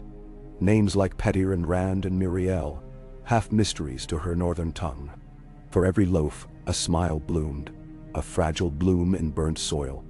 A bent woman pressed close. "Bless you, my lady," she rasped. "Is it true the north brings summer bread?" Sansa forced warmth. "The north brings justice, bread, and peace, good mother. We are all one realm again." The woman wept. "If it pleases Lord King, tell him the gutters run red beyond Cobbler's Square. We cannot bury fast enough." Sansa touched her cheek. "He will send help." When the bread ran out, the line lingered like ghosts, staring. She would have stayed to sing if she could, but soldiers insisted she return. As she walked back up the hill, she wondered what songs the city would one day sing of this siege, and whether they would speak her name kindly or forget it as the wind forgets ash. 3 days passed beneath an uneasy truce. Tywin Lannister fortified his truncated camp, lashing men to duty with threats carved from the chaos the wolves had wrought. Within the city, Tyrion personally oversaw the flooding of wildfire vaults. The candles snuffed, the fuses soaked, until even he admitted half the threat was slain. Robb used the reprieve to array grain barges upriver, supervised by Edmure Tully, while Arya drilled gutter kids into runners carrying messages across the maze of collapsed streets. But on the fourth dawn, black sails pricked the horizon beyond the Turncloak Tower. Stannis Baratheon had come at last, war drums echoing across water like thunder on iron. From Maegor's highest turret, Robb watched those sails converge, galleys sleek and hungry, oars beating time, the fiery heart of the Lord of Light fluttering crimson at each masthead. The royal fleet, half-crewed by sailors who despised Lannister rule, cut anchors and rowed out to meet them. And between fleets, the unfinished chain glinted where Tyrion's engineers had dragged it back across channel. Some claimed to keep Stannis out, others rumored to trap the royal ships should they turn coat. Robb closed fist on Merlon. "Today decides the crown," he whispered. Bolton's voice drifted beside him. "Or crowns, my liege." He gazed inland where Tywin's thousands began to march, dust devils rising. 2 storms upon one city. Walls cannot bear such weight. "Senden?" "Walls will not," Robb said. He straightened. "Send ravens to Storm's End. I will treat with Stannis on the water before dusk. Tell him I bring Joffrey the false king for judgment." His mind raced, Tyrion's map, hidden passages, and prepare a galley under truce. Bolton's brows knit. "Tywin, you trust Baratheon mercy." "I trust oath," Robb said. "We offer him the city, the throne. If he swears the north free, and the Riverland's sovereign friend, 2 kingdoms for 1 crown. Amity, Monsieur. And if he refuses..." Robb's voice turned as cold as the wind roaring off the shivering sea. "Then the chain rises and both fleets burn." He looked down to the bustling courtyard, where horses stamped and men strapped on helm and hope alike. "The north remembers, my lord, and the world will learn." Far below, within the old Sept yard, Bran's direwolf statue still stood, though half its stone flank had cracked in the fight. Sansa knelt there now, hands folded, whispering prayers. She prayed for summer and spring, and for every child who looked at her with hollow eyes. She prayed for father's soul, for mother's strength, for Jon at the wall, and for Robb, most of all for Robb. Overhead, bells that once tolled for a boy king's sadistic whim now pealed a different call, mustering signal for fleets and armies, for choices written in steel and flame. Wolves answered with their own chorus. Gray wind on the battlements, pack howls echoing through shattered streets where broken men feared to tread. And above all rang the city's heartbeat, terrified, hopeful, furious, alive. Night would fall red again. Whether dawn came after and what banner it painted across the sky, none in Westeros could yet claim to know. But in King's Landing the hour had struck when the crowns of 7 kingdoms must balance on the edge of one sword. Held steady for a moment by a wolf's blood-stained hand. "Eniga," The spray that leapt from the black water that morning felt cold enough to belong to the shivering sea. Robb Stark tasted salt as he leaned over the rail of the galley Frostfang and watched King's Landing shrink behind him, a muddled silhouette of jagged rooftops and broken domes, half shrouded in autumn haze. A tangle of river barges, sculled by northerners untrained for such currents, bobbed around the quay like nervous ducklings, their hulls bumping with soft wooden clacks. Farther upriver, at the chain winch, Tyrion Lannister stood on the quay in a borrowed leather jerkin, directing crews of smiths who fed link after rust-flecked link into the water. He looked, to Robb's eye, like a crow ordering oxen, and Robb wondered whether the imp's sudden industry concealed stratagems no northern blade could sever. Yet every other alternative, every rumor, smelled worse. Wildfire casks, red wine reinforcements, Tyrell machinations on the Roseweb. No, he thought, trust the tools you have. Even an oath scrawled by a Lannister could serve, if you watched the hand that held the quill. Grey wind prowled the prow, claws clicking on planks slick with dew, nose lifting to each new gust of brine. The wolf did not like ships. Robb felt that distaste in the ripple of sinew beneath the matted fur each time the vessel rolled. Wolves tracked scents on solid earth. They could not map the currents of the sea, where winds changed by whim. Yet Grey Wind had insisted on boarding, as though to abandon Robb now would leave the north unclad. Every howl that rang down the holdfast in the pre-dawn glimmer had echoed the same demand. Do not face the tide alone. Robb had yielded. Wolves honored their pack. He would honor his. Behind him, the Frostfang's tiller creaked. Lord Brynden Tully, wrapped in a faded river blue cloak, adjusted course, guiding the single-masted vessel through the first low swell. Sails to starboard, he called. 2 points. That will be one of Stannis' outriders, if they fire duck. He smiled, a thin slit beneath the white mustache. My eyes are old, but my shoulders still remember the Battle of Fair Isle. Keep your head. Robb nodded. Hard to keep your head, he thought, when the crown you never wanted weighs more by the day. He swallowed the disloyalty. Weight and purpose were one. A king must bear them both or break. And I am the king the North named, whether my brow aches or no. A hatch opened amidships. Arya sprang onto deck in a loose jerkin, wind whipping her hair. She stomped barefoot to the bulwark, peered over, then wrinkled her nose. Smells like dead fish and sewers. Everything south of the neck smells so, Robb said, though the jest fell flat. He glanced past her to the hatch. From below issued a faint repetitive clack, the sound of wooden tiles. Sansa ascended next. Slower, one hand braced on the ladder. Ser Roderick Castle trailed, gray whiskers trembling at each sway of the deck. The old knight had protested the voyage. A galley is no place for ladies when crossbows may sing. But Sansa had insisted, and Ser Roderick had little will now to deny a Stark daughter anything that kept fear from her eyes. Arya scrunched her face at him. Ser Roderick beat me twice at Savas. He's tricky. He's patient, Robb corrected. You stalk like a wolfcat, pounce too soon. I like pouncing. She grinned, showing the gap where a tooth had fallen 3 winters past. Then she sobered, staring at the eastern horizon where black sails bruised the sky like storm clouds. Uncle Edmure says they call him the Lord of Ashenbone. Do you think Stannis burns people on those ships? Robb held her gaze. His priestess burns kings made of leeches and loyal men of stone. Perhaps ships too. He tousled her hair. Stay near Ser Roderick when we reach his deck. I would keep my sister whole. Sansa moved forward, fingers twisting in her sleeve. Her wound pulled at her shoulder. The stitches a maester from the Queen's Tower had knotted tight. She watched the approaching fleet, a faint tremor in her breath. If he refuses your terms, if he kills Joffrey in anger, does that make us his enemies too? Robb sighed. If he kills Joffrey, it frees us of one grievance. The rest lie yet between us.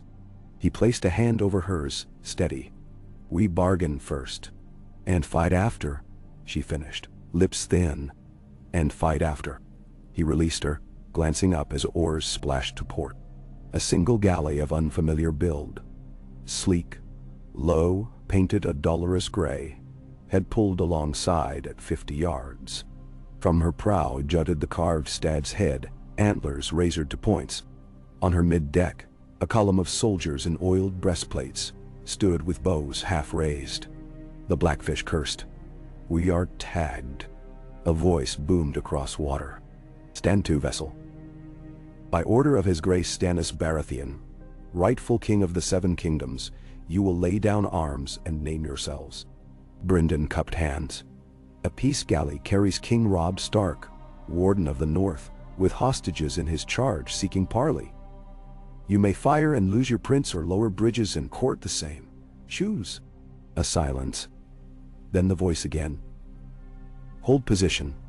Grapples coming. The mounting bows relaxed a finger's breadth. Ropes wickered. The gray galley drew close. Sailors in red gold tabards looped hooks over Frostfang's rail, pulled taut. A ramp rattled down. Through its widening maw strode Sir Loras Tyrell in gilded plate, an unexpected sight. His eye swept the deck, pausing upon Sansa, then Arya, then Robb. "King in the North," he said. "My compliments on your city's conquest. Lord Stannis awaits." Robb inclined his head warily. "I heard the riders of the Reach rode behind Joffrey's banner. We ride now behind the realm's true king," Loras said, though shadows bruised the words. "The realm has shifted underfoot, my lord. Best keep balance." He gestured to the ramp. "Lord Davos Seaworth will escort you the last league." Robb motioned to Sansa and Arya. "My sisters accompany me. I vouchsafe their safety," Sir Loras answered. Yet his gaze lingered on Sansa a heartbeat longer than courtesy required, as if the memory of her courtly smile still tingled his chivalric sinews. Then he stepped aside, clearing their path. Grey wind leapt first, landing on the ramp with a clatter of claws that made Tyrell oarsmen flinch. Robb followed. Then the girls and Sir Roderick. The stag-prowed galley smelled of pitch and salt and smoked cod. Sailors scurried to cast off, pulling Frostfang's grapples free. Within moments, the Reach Knight's vessel pivoted, oars biting water, driving toward the heart of the Baratheon fleet. As they passed under the lee of a towering warship, antlered fury, if gilt letters spoke true, Robb craned his neck. Archers lined the rail, bows strung but pointed skyward. Drums throbbed deep within the hull, a cadence older than any Sept hymn. Each beat reverberated in his chest like a second pulse, steady and implacable. Stannis' fleet numbered near 80 strong, by Robb's quick count. Great oared galleys, storm-hulled dramans, even a squat cog bristling with scorpions on her deck. At length, the ferry pulled alongside a flagship, wider and higher than the rest. Her sides painted midnight blue, her figurehead a fiery heart enveloped by stag antlers. Torches ringed her forecastle despite full day. The flame seemed to burn with an unnatural orange, as though fed from some inner furnace. A gangplank extended, and onto it stepped a gaunt man in rough black doublet and charcoal cloak, gray beard cropped neat. A black sapphire brooch pinned his collar. He bowed with a sailor's ease. "Lord Robb, I am Davos of House Seaworth, hand to King Stannis. This way, if it please you." He guided them onto the deck. Robb noted the ship's name etched along the quarterboard, Fury's Mercy. Somewhere aft, a tall woman in crimson robes watched, her hair the shade of embers, eyes bright as coals. Melisandre, Robb guessed. Beneath the cloth, a ruby pulsed at her throat like a second. Visible heart. Davos paused before the quarterdeck stairs. "The king requests but 3 guests," he said gently. "Your ladies may find rest in my cabin until business concludes. My sons guard it." Robb hesitated. Sansa clutched his sleeve. Arya frowned, hand on the hilt of her short sword. "I go where my brother goes," she declared. Davos' lips twitched, a scar pulled thin across his cheek. "I have a daughter who says much the same. Still, command is command." Robb rested a palm on Arya's head. "Stay. Guard Lady Sansa." To Davos he added, "Sir Roderick remains." The old knight squared shoulders. "My place is with Sir Roderick," Robb said softly. "Guard them." Grey wind growled low, rendering argument moot. Davos ascended. Robb followed. At the rail above, Stannis Baratheon waited. He looked as rumor painted him. Gaunt, grim, eyes like blue winter glass, mouth a permanent scar. He wore plain brigandine of boiled leather over crimson patterned with black stags. No crown adorned his shaved head, only a circlet of steel around his left pauldron, engraved with the fiery heart of his new faith. Behind him loomed Melisandre, silent. The Red Priestess's presence felt somehow heavier than any halberd. Stannis offered no bow. Robb Stark, king in the north. He stated it the way he might name a raindrop. Robb answered with equal dryness. Stannis Baratheon, king of the Andals and the First Men, if ravens speak true. They speak truth. Slowly. Stannis studied him as one might a puzzle piece that almost fits. You took the city while others jested. A bold stroke. Bold strokes require ink. He extended a roll of parchment. Sign, and the war ends. You hold the north in fief. You keep Riverlands as vassal. You bend knee, march south under my banners. Together we purge the realm of Lannister rot. Robb accepted the roll, broke the wax. The parchment spelled out titles, taxes, tithes, and rigor higher than a maester's brow. He scanned it, brow furrowed. I see mention of levies. 10,000 swords to answer your call. A tithe of your strength. Fewer if winter deepens. I see no mention of my sisters returned unharmed. Or of Sansa's claim to Winterfell's line should misfortune fall on me. Or of the River Lords' freedom to seat their own council.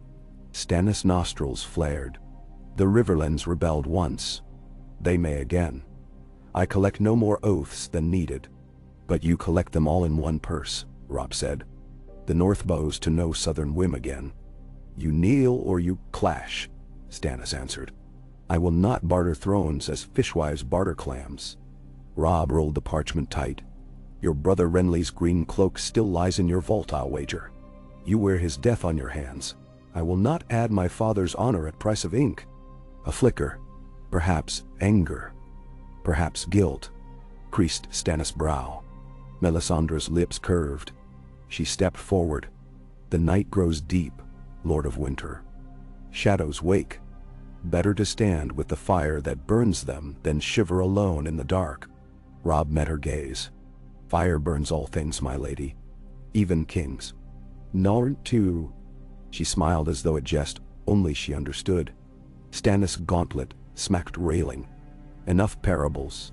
He pointed to the city beyond Robb's shoulder. You hold that, but not for long. Tywin Lannister stands at your throat. I at your flank. The Reach waits to tilt the scales. Accept my terms, and together we break them. Refuse, and I cut your supply lines while Tywin starves you. His voice fell to a murmur lethal as the hiss of brand on flesh. I will not yield King's Landing to winter pups. Robb breathed salt air, sensing all eyes on him.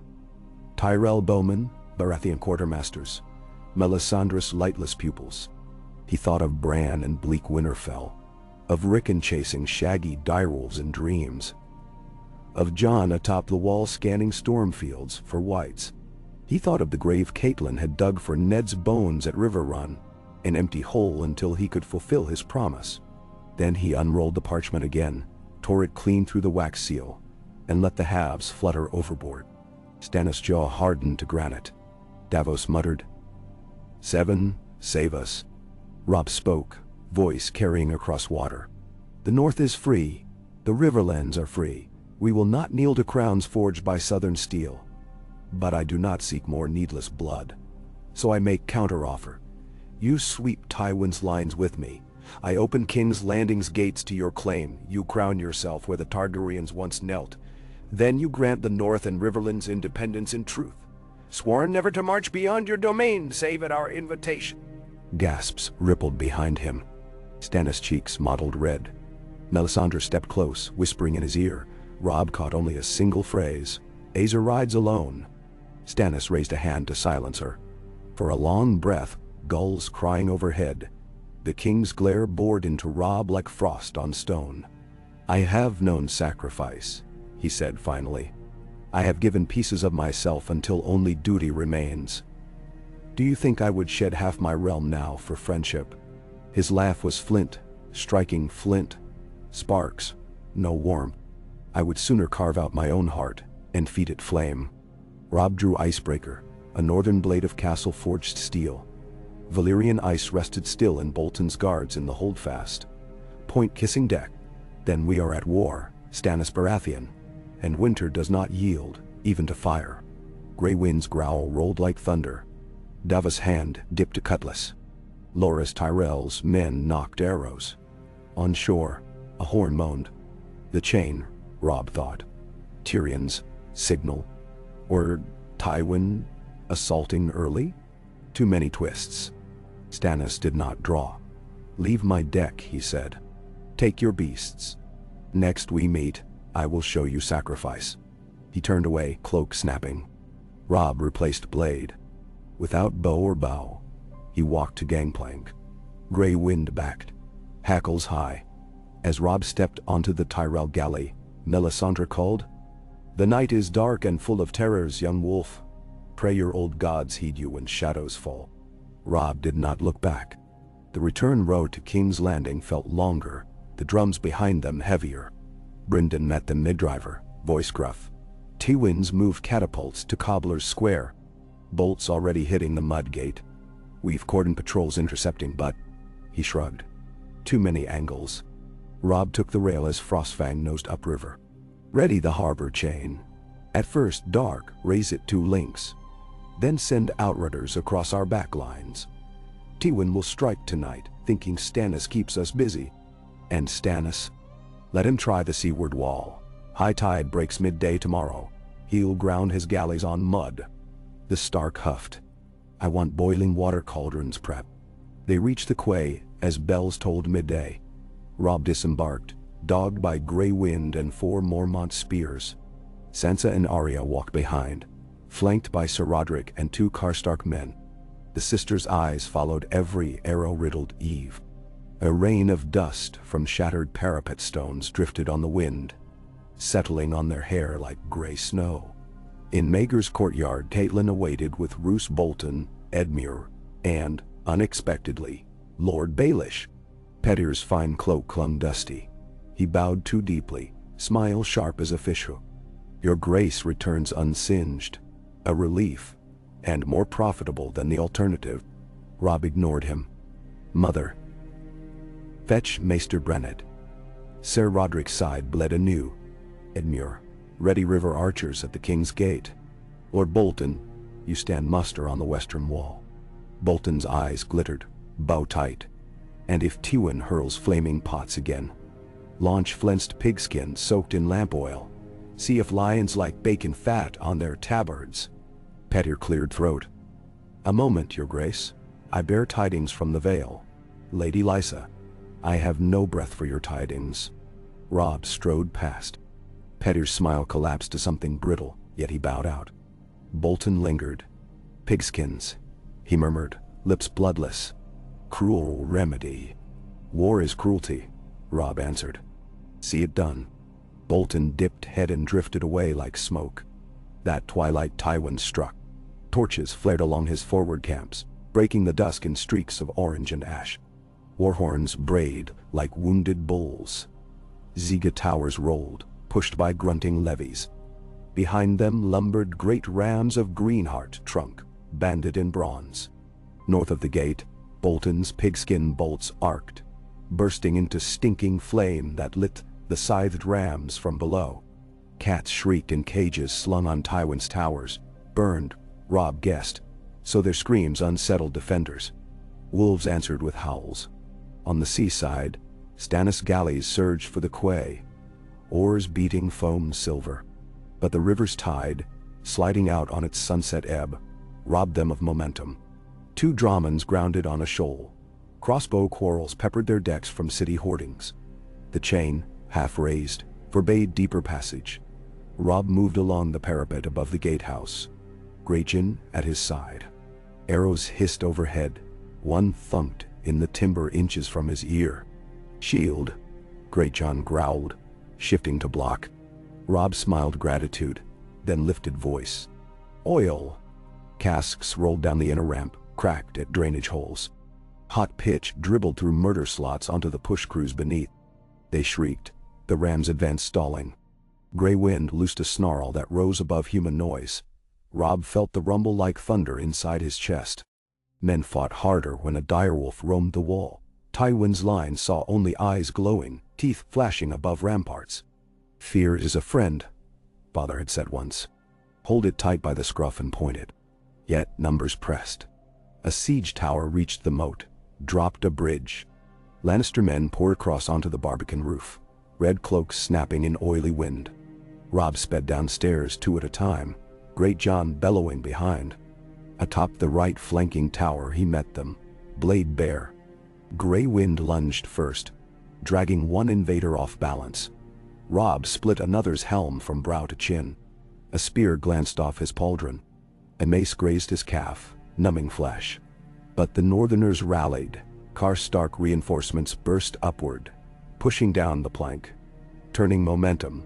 In the swirl, Robb glimpsed Bolton's pink banner, flayed man dripping, advancing through smoke. Strange ally, but steel is steel. Bolton's men fought with eerie silence, blades flashing shadows in torchlight. One slit a defender's hamstrings, another throat. Efficient. Terrible. In minutes they held the tower roof. The plank toppled back, clattering into the moat. Grey wind shook gore from muzzle, howled. Robb's breath fought lungs as he leaned on the crenel, scanning for next breach. Across the courtyard, a boulder crashed through a roof, sending tiles into the air like shattered teeth. Flames licked from windows. Sansa is there. He swallowed dread. But the line held. At midnight, Tywin's horns blew retreat. Ziga towers lurched back, leaving corpses draped over walls. The field smoked. On the river, Stannis galleys, stymied by chain and ebb tide, drifted off to anchor amid curses of defeated oarsmen. Robb slumped on stone. Snow would be better, he thought. Snow cleanses blood. Instead, the warm night stank of tar and bowels. Great John thumped down, chuckling. We held them, lad. That old lion's lost his teeth. Teeth grow back, Robb murmured. He rose. We resupply. Next time he comes harder. A runner arrived, face black with soot. Your Grace, the wildfire vault under Ragpicker's wretch. Leaks. Green flame bursting from cracks. Maester's men fear it'll blow the slope. Robb cursed.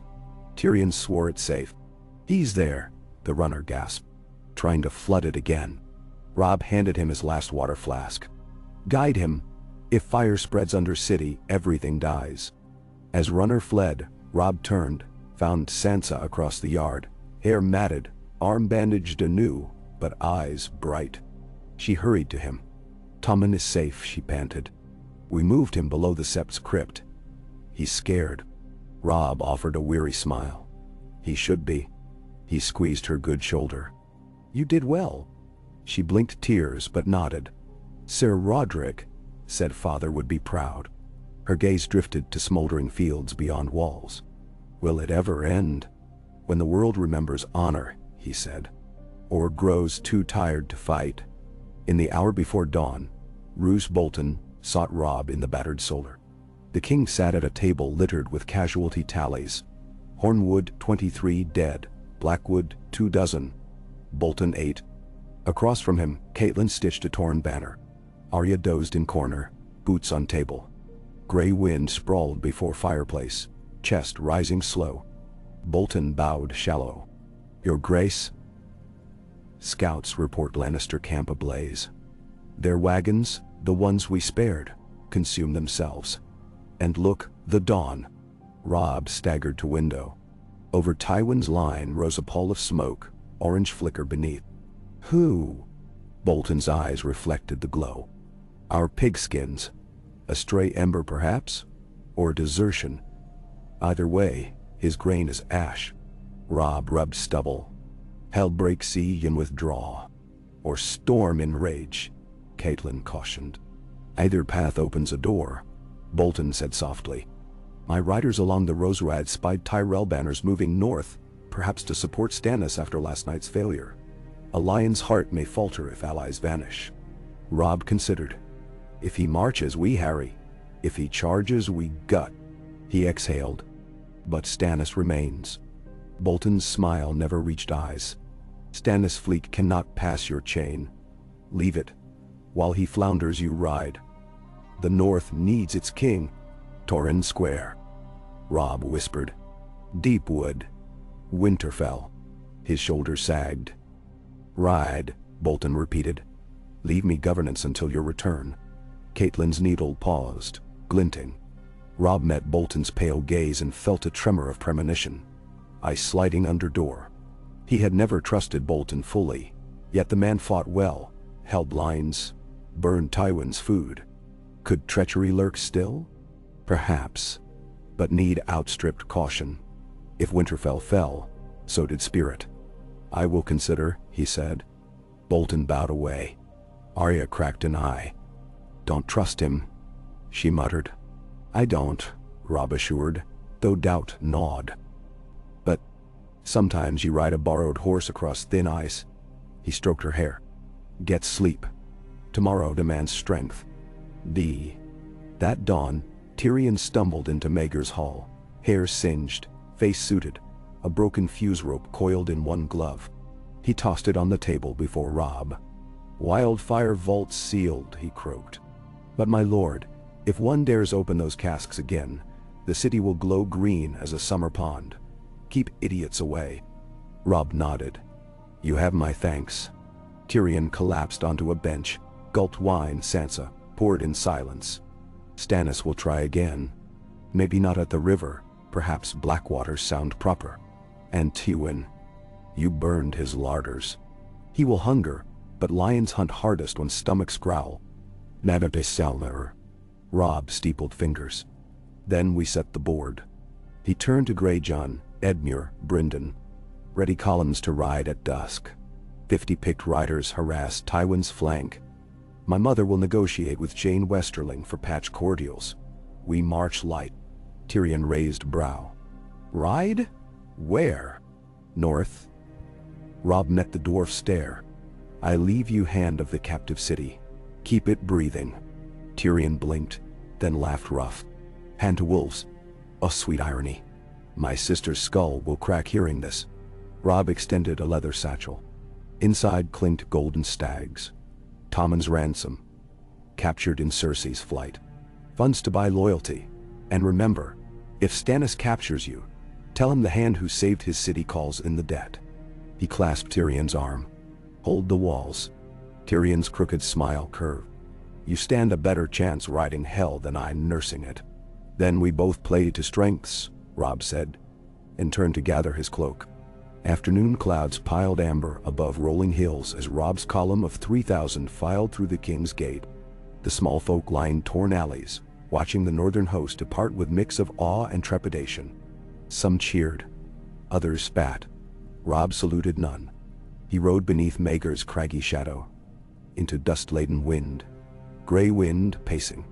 Sansa stood atop the gatehouse parapet, knuckles white on stone. Arya perched beside her, waving a dagger like a banner. When Robb glanced back, he saw their hair blowing, one auburn flame, one dark smoke. He raised his sword in silent promise. Beyond the camps, Tywin's red tents smoldered, smoke pillars twisting into gray sky. A last catapult stone thudded harmless into fallow earth. Lannister columns, hundreds, perhaps thousands, retreated east in ragged files, headed for the causeway. Scouts said disease ran in that camp now. Flux, wrought from unwashed wounds. Robb let them go. Let winter claim what fire spared. He set course for the Roserad, intending to cut west across the Blackwater Rush's headwaters. Then follow old marcher trails toward Moat Cailin. A bold, near-mad march, 2 weeks of forced rides, sparse forage, constant pursuit. But he felt the pull of the north like an iron hook under ribs. Bran.q. Rickon.t. Winterfell's walls whispering wolves' names in stone. He must return. Greatjon lumbered beside, singing bawdy marching tunes. Blackfish rode rear guard, eyes sharp. Bolton, intriguingly, remained behind to steady the city. Robb accepted grudgingly, yet a whisper followed him on the wind, that shadows favor knives left in dim halls. He prayed Tyrion's wit, Sansa's quiet steel, and Arya's wolfish grin proved equal to any betrayal. On the third twilight beyond the city, as caravan fires flickered low among gnarled olive groves, a raven found Robb's camp. Its leg bore a ribbon of crimson thread and a scroll of fine vellum. Robb slit the wax, the sigil a crowned trout over direwolf.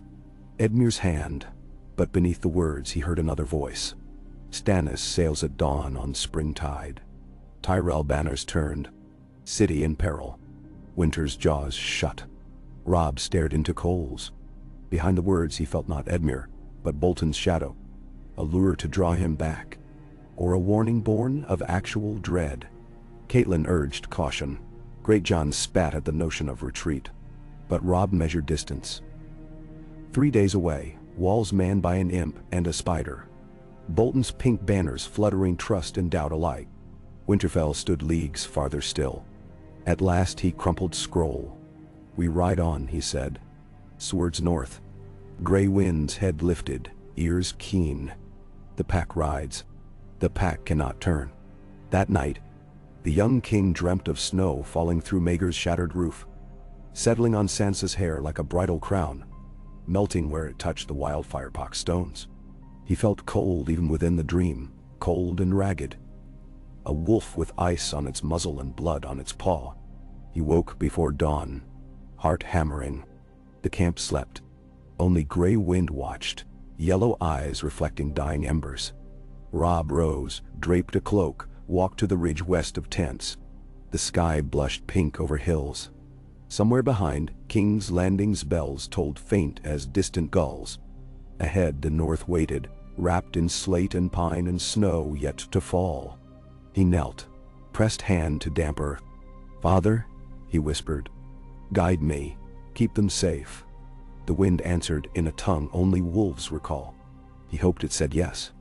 Then he stood, straightened shoulders, aching from steel's weight, and strode back to break camp, unaware that miles east of King's Landing, a pair of sellswords in Lannister pay dragged an emaciated boy from a hedgerow, a boy claiming to be Bran Stark.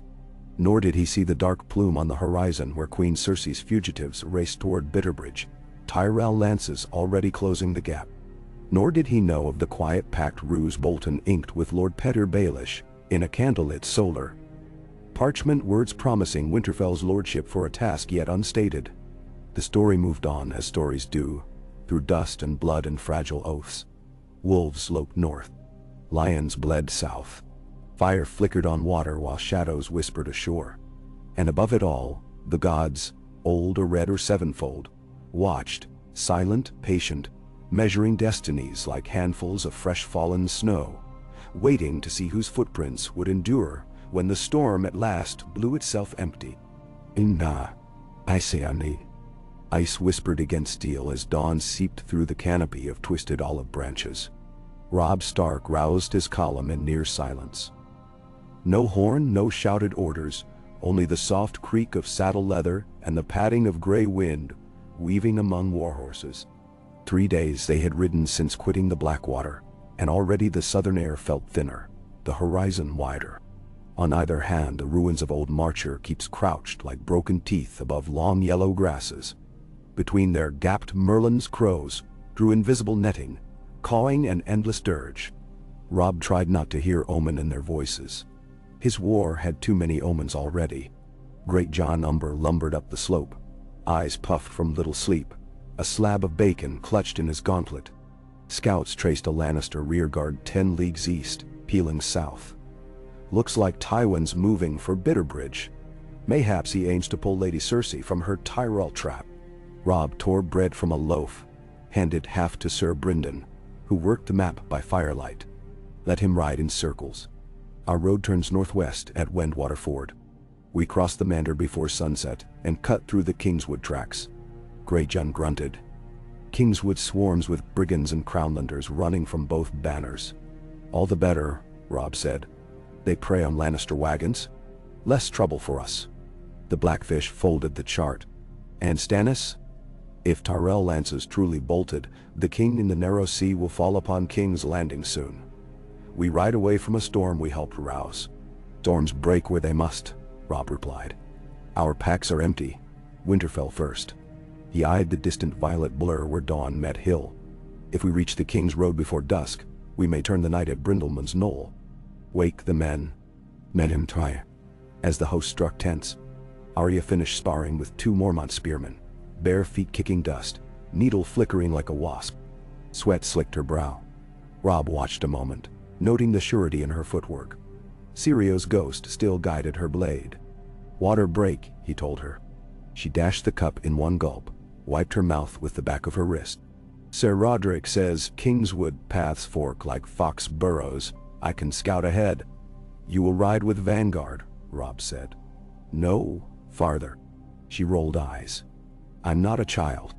You are my sister, he answered, and that matters more. He tweaked her ear. She swatted his hand. But she grinned all the same. Proud beneath the scowl. They rode by first light. Dust plumed from hooves, drifted over scrub oak. Robb set pace at a trot, fast enough to eat miles, slow enough not to exhaust mounts. At each mile a scout peeled out, arrow-notching bark to mark safe forks. By noon they reached Wendwater Ford, where clear shallows rifled over gold-brown pebbles. While men watered horses, Robb stood knee-deep, letting the chill numb the ache that had settled behind his eyes since King's Landing. Downstream, gray wind splashed, snapping at shimmering trout. For one heartbeat Robb felt boyhood again. Snow melt, Bran laughing on the bank beside him. Then Greyjohn called, and the moment drifted away like foam. They plunged into the Kingswood proper. Trees thickened, sunlight thinning into shafts of tarnished gold. Oak gave way to black pine. Pine to alder clustering along swampy dips where silver mirrors of stagnant water hid sleeping scars of peat. The ground rose in sudden ridges, fell to hollows choked with nettle. Twice they discovered fresh corpses. Small folk in rough homespun. Throats slit, purses gone. The second time, Arya dismounted, closed each dead child's eyelids before Robb could stop her. She spoke no prayer. The hush of the forest sufficed. Near dusk, the path forked. Scouts had used no arrows here. Ahead lay creeping mist. To the right, a sunlit glade beckoned. Yet Robb saw prints, fresh wheel ruts, half-flattened grass, and scent of smoke drifted. He signaled halt, raised fist. 10 outriders fanned. Gray wind stiffened, hackles bristling. An arrow hissed from the brush, thunking into a Mormont shield. Shouts erupted. Brigands burst. No, not brigands. Red cloaks, sullied but recognizable, slithered like bloody snakes into the open, firing as they ran. Greyjohn's roar shook leaves loose. Northern lances lowered. Horses thundered. The ambush, ill-prepared, collapsed at first charge. Robb cut one archer from saddle, wheeled, parried a spear. Gray wind bowled a man screaming onto a stump and tore his hamstrings. Moments later only moans and twitching corpses remained. They captured one, a youth of perhaps 15. Freckles lost beneath grime. He spat red when Greyjohn yanked helmet. Lion. Robb knelt level. Tywin left you behind? The boy's chin trembled. Ser Adam ordered us shadow the wolf host. We got lost. They said attack stragglers, bring heads for coin. His gaze flicked to the dirk at Robb's belt, terror flaring. Mercy, m'lord, we're starving. Robb sheathed blade. Cut him loose. Leave bow. The Greyjohn frowned but obeyed. The youth scrambled into underbrush, vanishing like a frightened pheasant. Greyjohn spat. Mercy for cubs buys no deer. It buys quiet, Robb said.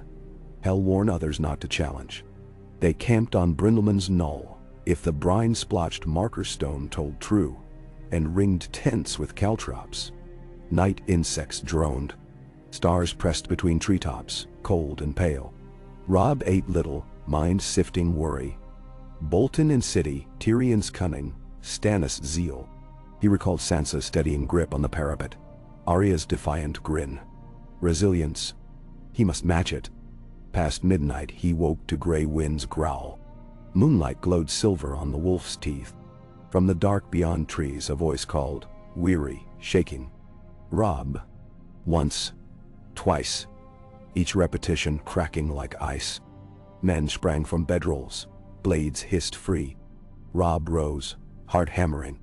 He stepped beyond torch radius. A shape wavered between boles. Boy thin, clothed in ragged tunic, hair wild. One arm hung odd. His eyes, pale as winter sky, met Robb's, and Robb's breath left him. Bran? The shape lurched, stumbled. Robb caught him, felt bones like birdcage. Bran's face gaunt, cheeks smudged with dirt. They found us, he whispered. The Ironborn came, burned deepwood. I woke in a tower alone. Hodor carried me south, but they took him. I ran. I saw a direwolf in dream lead me here. His knees buckled. Robb shouted for Maester's kit. Sir Brynden brought blanket. Arya burst from tent, face white. Bran. She pressed to his side, tears shining as he sagged into Robb's arms. The boy's breathing rattled, but pulse still fluttered. Robb felt dizzy with thankfulness and fear. When dawn came, Bran slept in the command tent, limbs splinted, Catelyn's draft trickling between cracked lips. A raven perched on the ridgepole. No message, just watching. Robb met its black stare. It flew, heading south. 2 hours later, messengers arrived from King's Landing, dust-caked, mounts blown. The first bore Bolton's sigil and brief words. Stannis fleet breached chain. Wildfire stores gone. Wall holding. Request immediate northern reinforcements. The second, Lady Sansa's hand, shaking, ink blotched. The city burns. Sir Tyrion wounded. Queen's men loose in streets. Uncle Petyr vanished. We fear treachery within. Hold fast. Gods keep you, brother.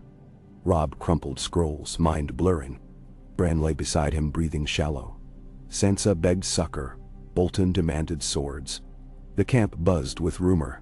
Tywin retreating. Tyrell hosts splitting. War peeled like bark from every tree. The Blackfish spoke first. The wolf pack divides again. Leave me half the host to shepherd Bran home. You turn south. No, Robb said. Winterfell needs its king, wounded or whole. Greyjohn crossed arms. If the city falls, Lannister or Stannis both march north after. Wolves can't hide in dens forever. Robb considered choices, dunes shifting. Duty pulled every direction. Then he drew father's borrowed sword, set point to ground. We split. Faces tensed. Brynden, take Bran. 2,000 spears. March knights washed to the neck. Hold Moat Caelan. Greyjohn with me. We cut east, ride swift back to the city.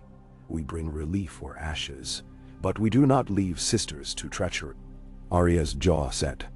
I come. No, Robb said. You ride with Bran. His dreams need a wolf at his side. She opened mouth, but Bran's faint murmur silenced her. She nodded, swallowing tears. They packed at once. By mid-morning, the column stood bifurcated. Western group banners of Tully Trout and Mormont Bear. Eastern under Stark Direwolf and Umber Giant. Robb clasped Blackfish's arm. Hold the north. If I fall, crown and banner pass to you until Rickon groan. Brynden grimaced. 7 hells, lad. Don't give me such burdens. You commanded the Trident. You can hold a causeway. Robb kissed Bran's brow, whispered promise to return. He squeezed Arya's shoulder. She pressed needle to his palm for a breath, then reclaimed it. Give Sansa a message, she said. Tell her I learned to dance. Robb smiled, though eyes stung.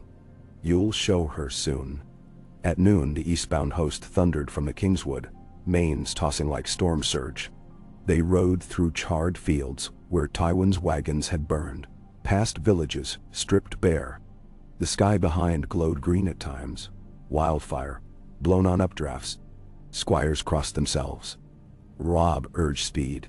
2 nights later, they reached the ridge above Rosby. Below lay a macabre vista. Stannis siege lines encircling King's Landing. Outer palisades new since Robb left. Fires dotted camps. Banners of the fiery heart rippled. Yet smoke also curled within the city, and flashes of emerald flared at intervals. The chain still cut Blackwater, but portions sagged, broken anew. Greyjohn studied through dustglass. Bolton's men hold River Gate, but city wall north shows flayed man. Robb's belly iced. Traitor, Parter.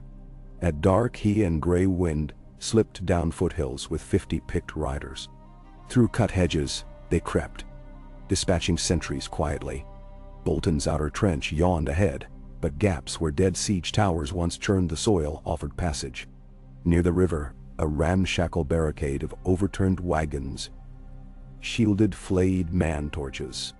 Robb crawled, wolf at heel. He overheard shields clashing, men drilling in pink cloaks, Bolton soldiers, not Lannister. He turned to Grey Wind, breathed home. The wolf vanished in night, silhouette rippling like smoke. Moments later, a shriek split air. A guard toppled from wagon, throat open. Torches wheeled. Robb's riders surged, clambering over, blades red in moonlight. In minutes, barricade fell. Within wall, courtyard Bolton's lieutenant lay dying, throat unspooling crimson. Robb hauled him upright. "Where is Lord Bolton?" The man coughed froth. "Inside, Red Keep, crowning himself. He died." Greyjohn spat. "Flay him for banners serves him right." Robb pushed past. Through postern they found alley leading to Sept of Baelor's shattered square. Fires guttered, corpses lay fresh. Gold cloaks, spearmen, women clutching children. Northern voices chanted ahead. Bolton men praising new king. Robb's chest clawed. They broke into the Red Keep's western yard to chaos. Stannis men scaling inner curtain. Bolton archers firing both ways. Wildfire pools, igniting where jars cracked. Over it all the high tower glowed. Flayed man banner replaced the wolf, and from its window Bolton watched, pale and placid. Robb bellowed, voice raw, "Traitor!" He raised horseman's horn, but before sound blew, crossbow bolt punched his pauldron, spinning him. Grey Wind leapt, snarling, arrows skimming fur. Greyjohn caught Robb's arm, steadied, roared charge. Battle dissolved to nightmare. Bolton pikemen turning on Karstark, Stannis spearmen stabbing at both, green fire devouring stable block. Robb fought through, seeking tower stair. Twice he glimpsed Sansa, rallying small folk with bucket lines, hair scorched. Once he saw Arya on parapet above, knife in hand.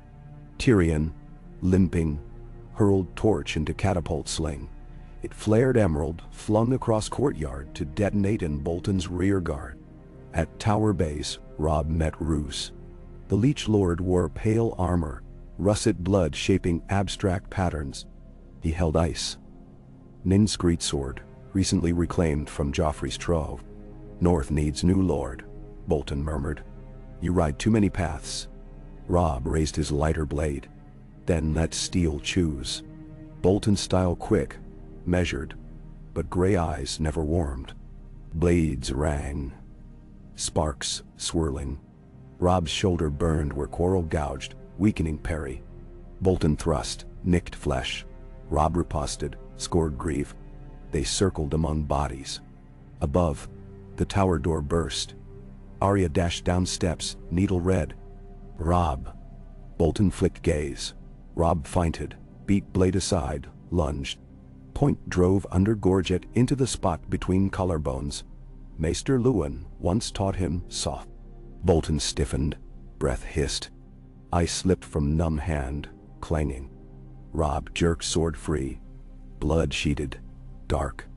Roose Bolton sagged to knees, head tilting as if in puzzled resignation, then toppled face first in spreading pool.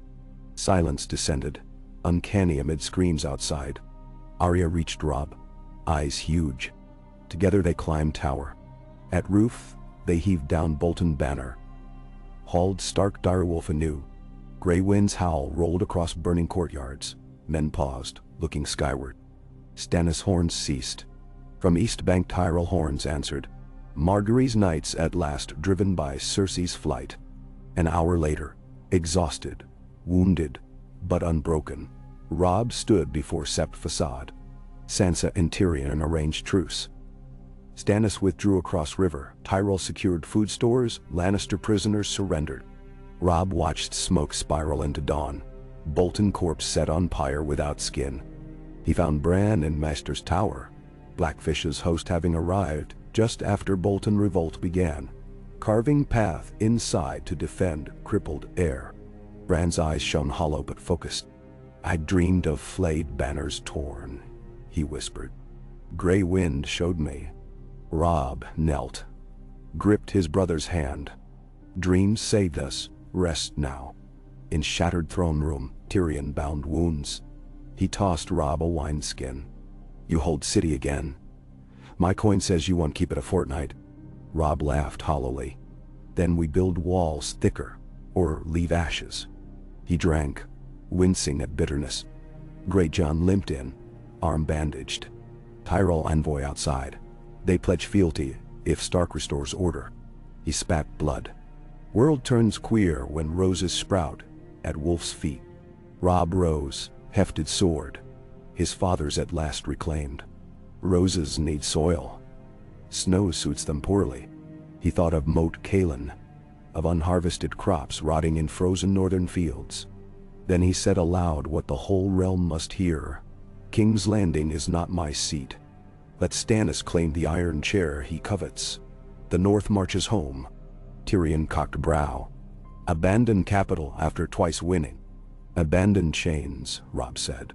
He faced the hall's shattered windows, where sun poured through smoke. "Leave Southerners their crowns and debts. We carve our own peace." He turned to Sansa, approaching, hair singed but eyes bright. "Pack rations. We ride by fortnight's end." She smiled, tired, proud. Arya whooped. Grey wind bayed. Men would debate the wisdom for generations.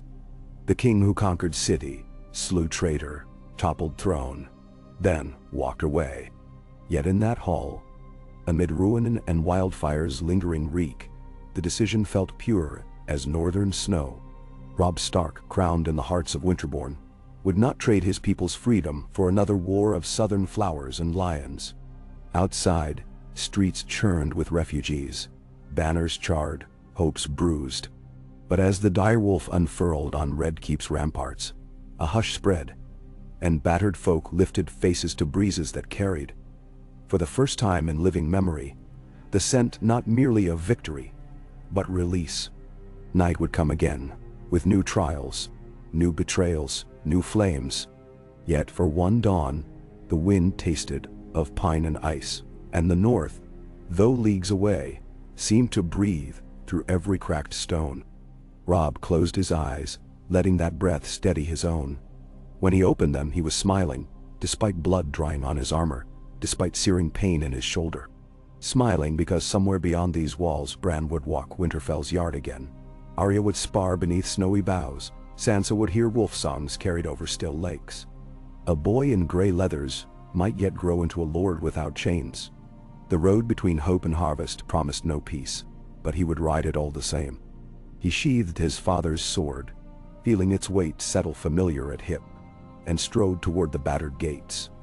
Ready to lead his people home, ready to teach the coming winter what a free north truly meant.